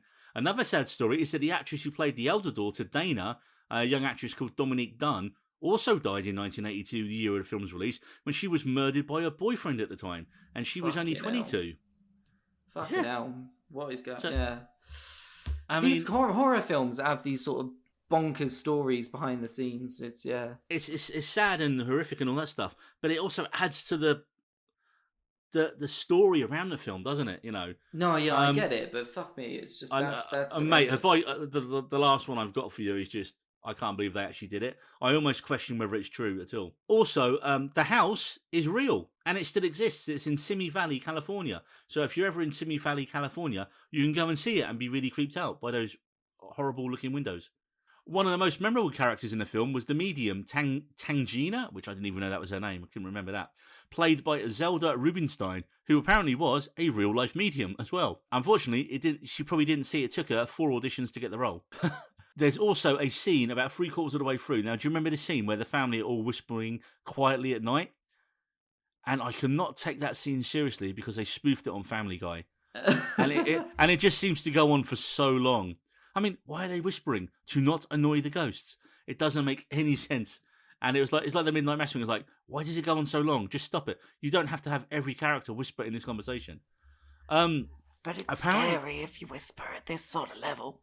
Because then something bad's going to happen. I know.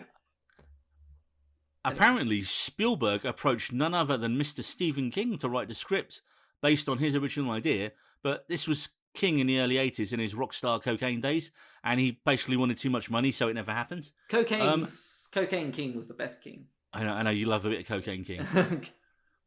Carol Ann was almost played by Drew Barrymore as well, because she auditioned for Spielberg, but instead he put her in his other film, the less horrific E.T.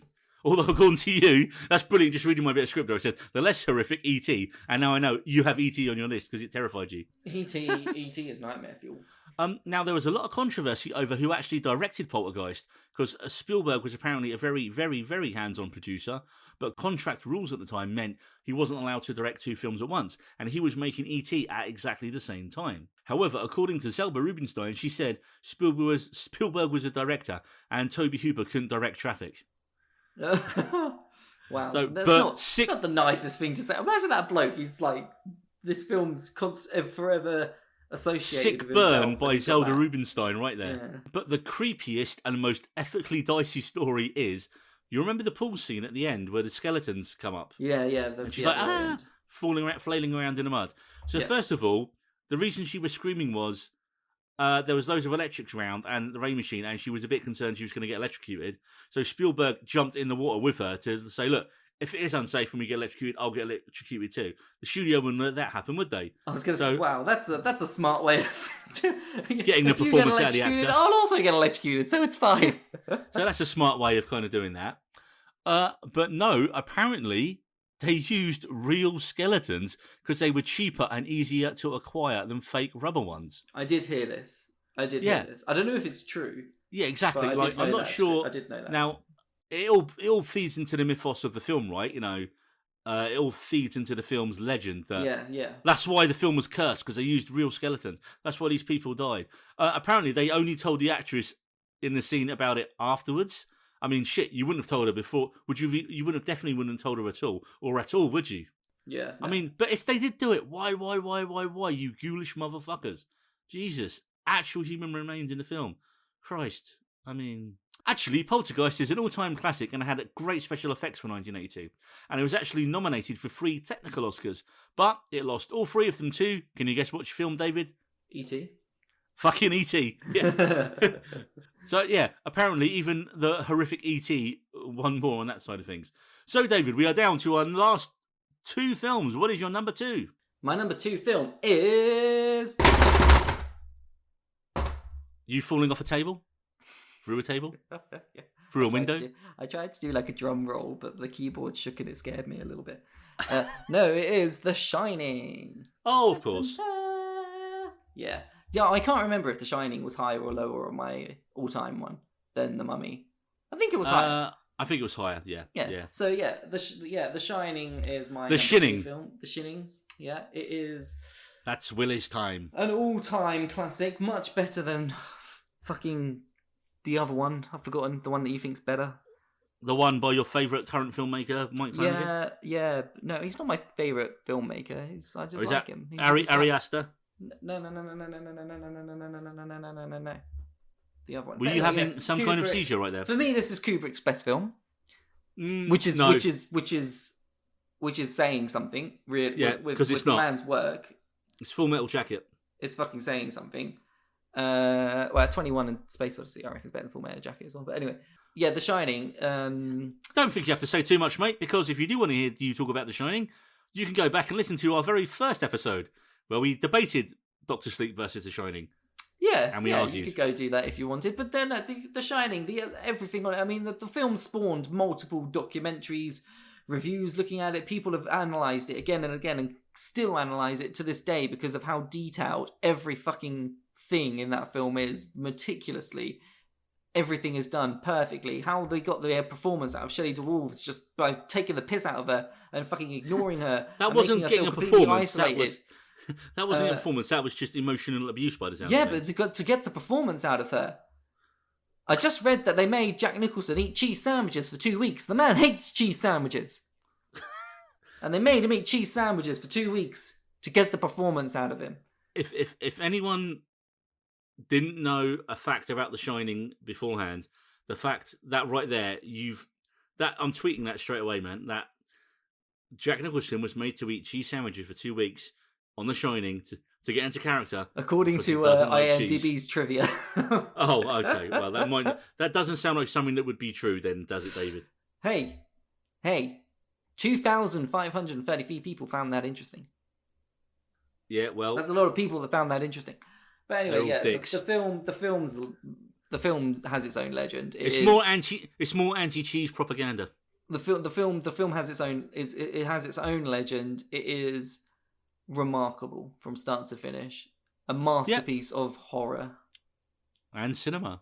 Yeah, and can't argue with just that in one. General, it transcends the drama. It's bigger than anything than most films. It could easily be the best film ever made, and you don't even think it's Kubrick's number one. That's how fucking good Kubrick was. I mean, it's no Eyes Wide Shut, is it? Anyway, it's number 2 time, David. I'm going for a number 2. All right, go on. I want to guess this one because you say. And when I get back, I'm going to tell you from my number 2. I'm going to tell you what my number 2 is. Yes, so it was made in 1986 on a budget of 18 million. A shit joke?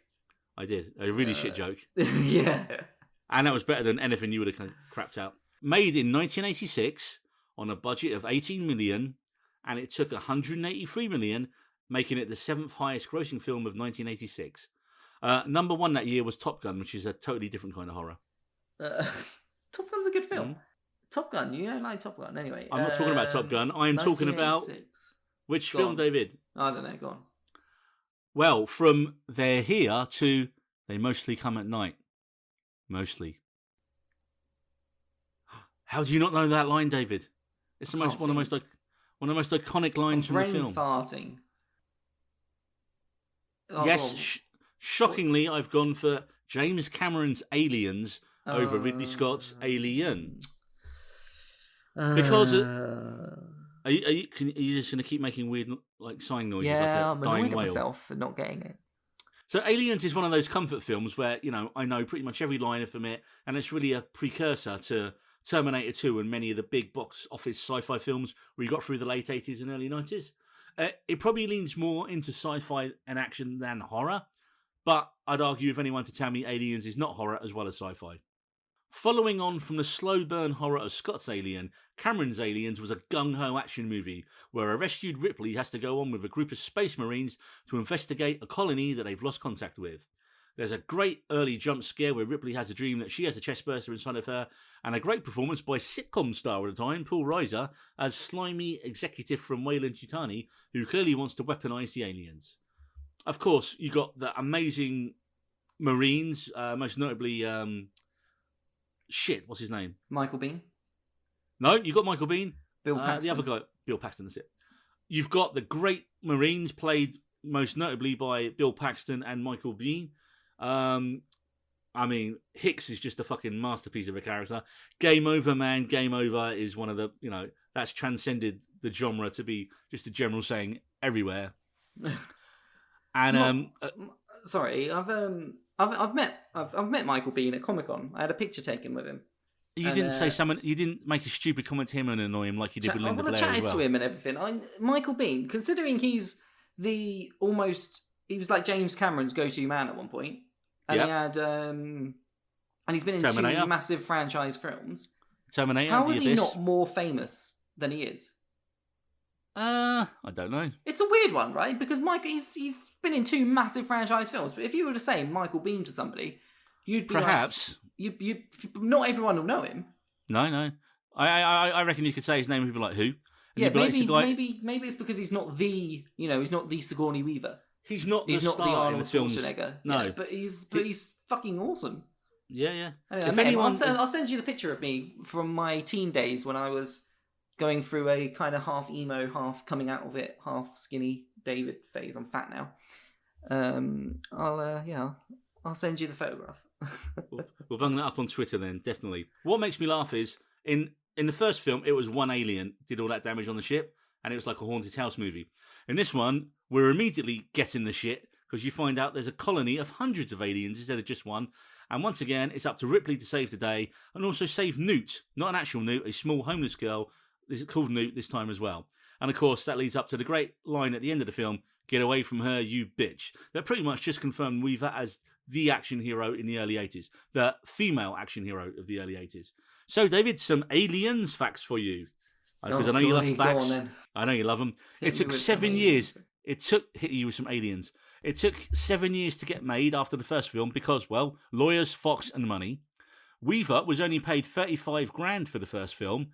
Then she got $1 million for Aliens, $4 million for Alien 3, and $11 million for Alien 4. So she definitely got paid more as the quality of the films went down. Now, Cameron, I never knew this, had George Lucas-style issues with the British crew who absolutely didn't like him at all. And a lot of them had worked on Scott's Alien, and they were loyal to him. Also, the original Terminator hadn't opened yet in the UK, so he hadn't really had anything out that the crew had seen. So to try and get the crew on side, Cameron arranged a screening of Terminator, and hardly anyone turned up to it. Wow. I know. Apparently, there's a famous they regret line. that now. Well, there's a line from the end of the film, apparently. I forget what studio they filmed it in. I think it was Pinewood. And at the end of the film, he said to the crew, he goes, "You're one of the worst crews I've ever worked with, blah, blah, blah. But what got me through the film was knowing at the end of the day, I'm going back home, you're still going to be here." So, just burning bridges all over the place straight away there, James Cameron. Newt, played by young actress Carrie. This is almost a rhyme, David. Newt, played by Carrie Henn. Well, she never acted again. She was They Mostly Come at Night girl. Mostly. Also made famous from South Park. So I think Aliens as well was very important for gender stereotypes in the 80s. Ripley was actually compared to Rambo at one point, and they even jokingly called her Rambolina. And if you think about it, there was actually no female action stars at the time. And if you think about it, Aliens' legacy can be found in almost any sci-fi film over the last 20, 30 years, where you've got Space Marines shooting aliens. Think Live, Die, Repeat. Think Live, Die, Repeat. You've got Emily Blunt essentially playing Ripley. Yeah, James Cameron likes his strong protagonist women, doesn't he? He's Well, Sarah Connor. But why in these films do we need to masculinize them? Why can't we have pretty, beautiful women, or just, and have them still kick ass? Because it was the era they were in. They had even now, though, dude. Even now. Yeah. To some extent. I mean, actually, I guess some of the slashers that we mentioned earlier, they've got some kick-ass women in it, and they're just, Anyway, that's cool. You think era. We'll put it down to the era. It's the era. It's the era. I mean, you look at other things like the Tomorrow War that just came out, the Chris Pratt one. That's just aliens again. Starship Troopers is probably the closest one, but that was done more via black comedy. But since Alien, we had 2 more official sequels that were nowhere near as good as the first 2, directed by David Fincher and Jean-Pierre Jeunet. So, amazing directors who had the typical Fox studio interference on both their early major Hollywood films. The less said about the Alien vs. Predator films, the better. Then Ridley Scott came back into the franchise with Prometheus and Alien Covenant, which essentially was Prometheus 2 by way of stealth, which, while arguably better films than Alien 3 and 4, generally down to the performance of Michael Fassbender, they never really hit the heights of the first 2 films in the series. Now, in 2002, a 5th main Alien film with Weaver returning was being developed. But nothing ever happened on that front. And also, we unfortunately never got to see Neil Blomkamp's Alien 3, where he was going to do a direct sequel to Aliens, but with Elysium and Chappie not exactly setting the box office on fire, his career was stalled as well. Perhaps most promisingly for the franchise, there's the news that Fargo creator Noah Hawley is developing an Alien TV show for FX. So, of course, aliens getting to Earth, nothing could be more horrific than that. So, David, they're already here, Neil. We've got there. We are now down to the last 2. Drum roll, please. It is. So my number 1 film is Invasion of the Body Snatchers. Bullshit, it's Scream. Don't even try that shit with me, man. Yeah, to the surprise of no one, it's Scream.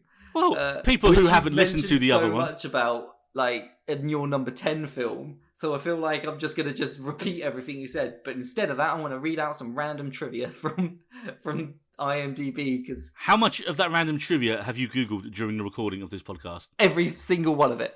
Beautiful. Have at it. The party scene at the end of the film runs for 42 minutes long. It was shot over the course of 21 days, from the time the sun set to the time the sun rose, and after it wrapped, the crew made t-shirts that read, "I survived scene 118.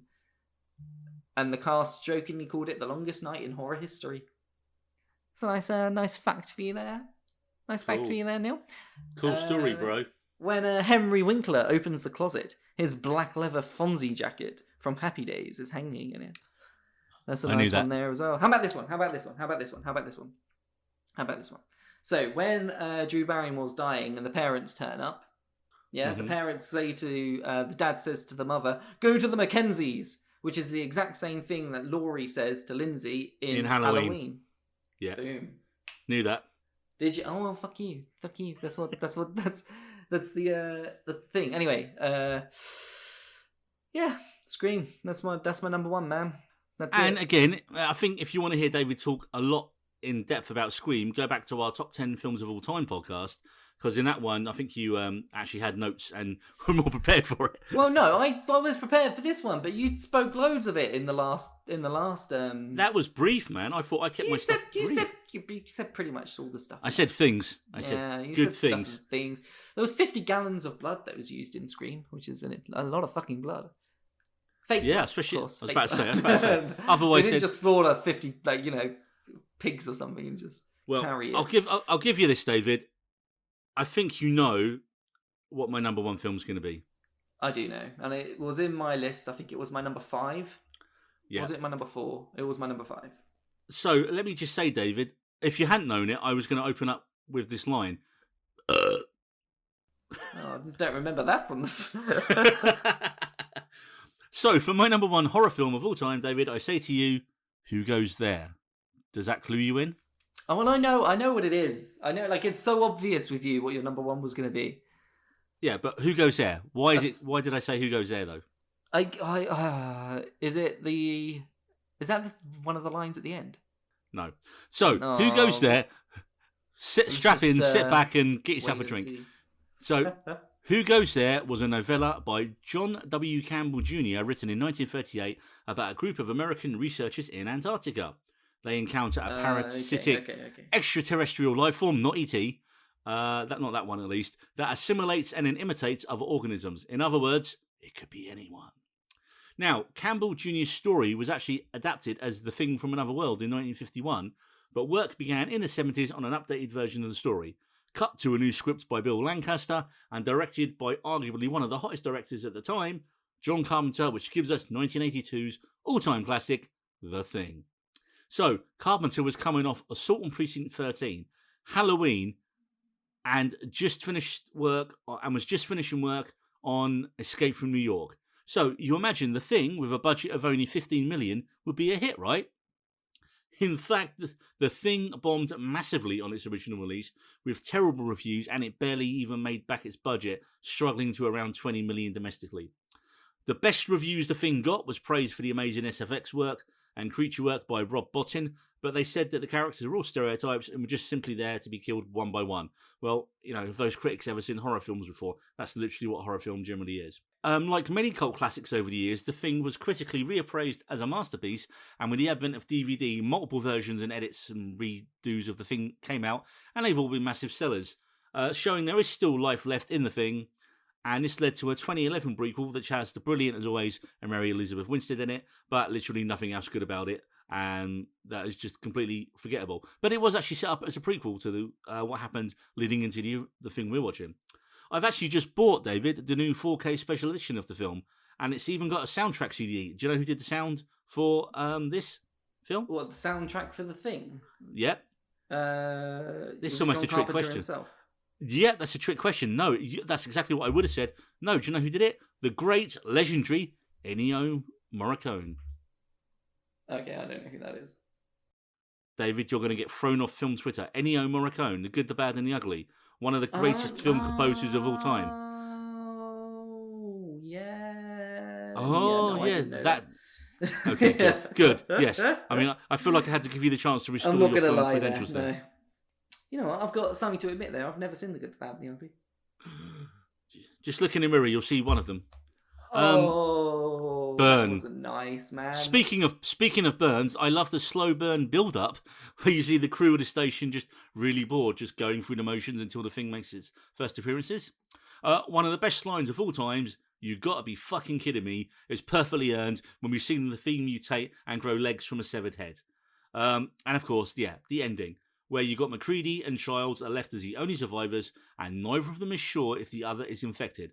And MacReady suggests maybe we should just wait around and see what happens, as two men eye each other suspiciously.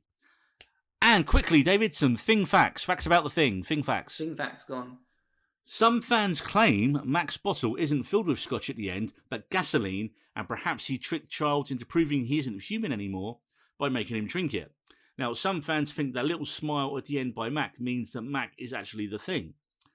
The closest answer we got, it says the Thing. I've said the word the Thing so many times in this last couple of minutes. No, the closest. Mac, no, because he's breathing. You can see his breath. Yeah. It can't. So he can't. No. So he's. I believe. Nothing to do with the breath. No, it's nothing to do with the breath. Yeah, because the Thing doesn't have breath. You can't see his cold breath in the air. There's nothing. I've never heard that. Oh, I'm pretty sure that's the case. Anyway, the other guy in that scene at the very end, he's not breathing. You can't see his breath. Look, the closest thing to a definitive answer may have come from the cinematographer Dean Cundy, who said that he and Carpenter used eye lights to show who was human and who wasn't. If that's true, and you look closely, it's more than likely that Childs is the Thing more than MacReady. Yeah.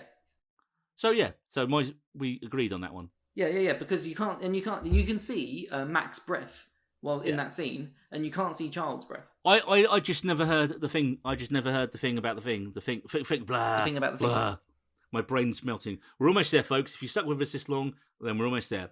So, the Texas Chainsaw Massacre and Poltergeist, Tobe Hooper, almost got the job, but apparently, according to Selma Rubinstein, he couldn't direct. And he was asked to write a draft of the script, but Universal Studios didn't like his idea and ditched him. Thanks, Hollywood. The film spent $1.5 million of its budget on special effects, and originally it was only going to be $200,000, so I think that was money well spent. And there was various different endings, as the studio didn't like the downbeat nihilistic ending, and one was filmed where MacReady was rescued and given a positive blood test to prove that he was human. Now, originally, Carpenter also only wanted the Thing to be one creature, but it was Rob Bottin, the SFX genius, who convinced him that it should keep changing because it could look like anyone or anything. Now, here's a brilliant fact for you, David.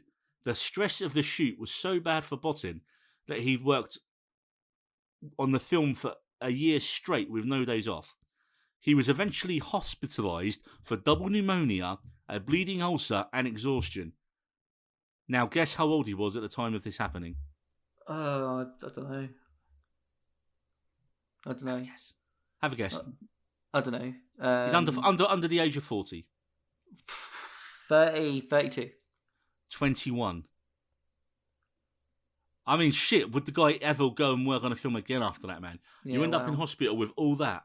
The iconic poster for the Thing was made in a day by someone who didn't have any knowledge of the film. A poster designer legend Drew Struzan was told the basic premise of the film and then made the poster in under 24 hours. Another SFX legend, Stan Winston, so Aliens, Predator, Jurassic Park, he came in and helped out young Rob, who, by the sound of things, needed it because he sounds like he was on his last legs by the end of it there. And he would not accept a credit on the film, saying, no, it's Rob's film. He just simply had a thank you in the credits. This is another great one, David. There is a scene in the film where Kurt Russell throws an actual stick of dynamite in the film. And he didn't anticipate how powerful it was going to be, and Russell was blown backwards when it exploded. And that's the take they used in the film. So now, next time I watch it, I must find that shot and see it again. Yeah, that sounds pretty cool. And probably post it on our Twitter. So with that ambiguous ending, I'm always amazed we never actually got a direct sequel to the Thing. Because, I mean, I think that could... It would have ruined it. It would have ruined that ending. Well, the thing is, and I'll get to why, because I think, firstly, Carpenter steadfastly refused to ever make one. But last year, Blumhouse mentioned they are working on a new Thing project with Carpenter involved. Apparently, they're calling it a reboot, but why would you reboot it again? Do you know what you could do? I would go straight sequel. Cast Wyatt Russell. I don't want to see it. I don't want to see it. I don't want to see it. Well, close your ears then and your eyes. Why don't you cast Wyatt Russell as his son, who ventures with a new team to find out whatever happened to his dad all those years ago? I mean, the first shot of the film is a spaceship approaching Earth, and yet we learn so little about the aliens and the Thing, and you've got this great mythology just hanging around outside our imaginations. I want to know more. I don't. And you don't. I don't want to know anymore. I think the ending was the fact that you could still debate that ending. Like, it is an amazing ending. We were just doing it. Like the fact that you can still debate who's who and what's what. You're a mass debater. With that ambiguous, with how the ending was, it's perfect. Why would you change? Why would you try and even build anything, add anything? Just leave it as it is. I just think at some point you need to use, as we've now realised that young Wyatt Russell is quite a pretty good actor, especially after Falcon and the Winter Soldier. I just want to see him take on a younger version of one of his old man's iconic roles. I mean, why not? No, leave it. Leave it dead. Don't leave it dead. Leave it. Yeah, leave it dead. Kill it with fire. That's like taking a masterpiece. That's like taking, I don't know, it's like saying, let me put it like the Mona Lisa. I don't think it's a masterpiece, but whatever. The Mona Lisa. That's like having the Mona Lisa and being like, the daughter's going to paint one as well. Don't fucking do it. No one cares. Don't. Just leave it. And leaving and Tenuous Link, I think that's where we should just leave it, David, because we've just crossed the 2-hour mark. And do you know what, though? I've got to say I really enjoy doing these top 10 pods. So if anyone has any suggestions on what other top 10 lists of film and TV content you want us to do, comedies, directors, writers, action films, war films, whatever you want us to do, then drop us a line on our Twitter and we'll start planning them. It's Halloween. It's Halloween. The pumpkin song. Are you having a stroke? No, I was singing Nightmare Before Christmas. Okay, cool. So also what we're going to be doing from the day this episode goes out is check our Twitter, because we are going to be doing our top 10 lists going head to head. And we're going to leave the voting up to you guys on Twitter. And David, I cannot wait to see what happens with Midsommar versus The Wicker Man. Yeah, that'll be quite interesting. That's going to be really interesting. I can't. I wonder what. Well, Scream's going to lose again, like 100-1, most likely. What was your number 5 against my number 5? My number 5. So mine was The Thing. So what was your number 5? Night of the Living Dead, Romero. So it could be close again. The Thing will win that. I don't know. Yeah, they're all fairly tight, man. It's all people are going to be like, "Why the fuck is E.T. a horror film?" Yeah, E.T. could win just because people are like, E.T. Yeah, I mean, well, The Mummy, I get. E.T. I just think you've got mental problems. But if people ask, you're like, well, you're going to have to listen to the podcast to find out. Yeah, it's true. Yeah, but that's what these people have just done. Okay, David, it's been a pleasure. I need a drink and I lie down. Did I tell you I got fired the other day?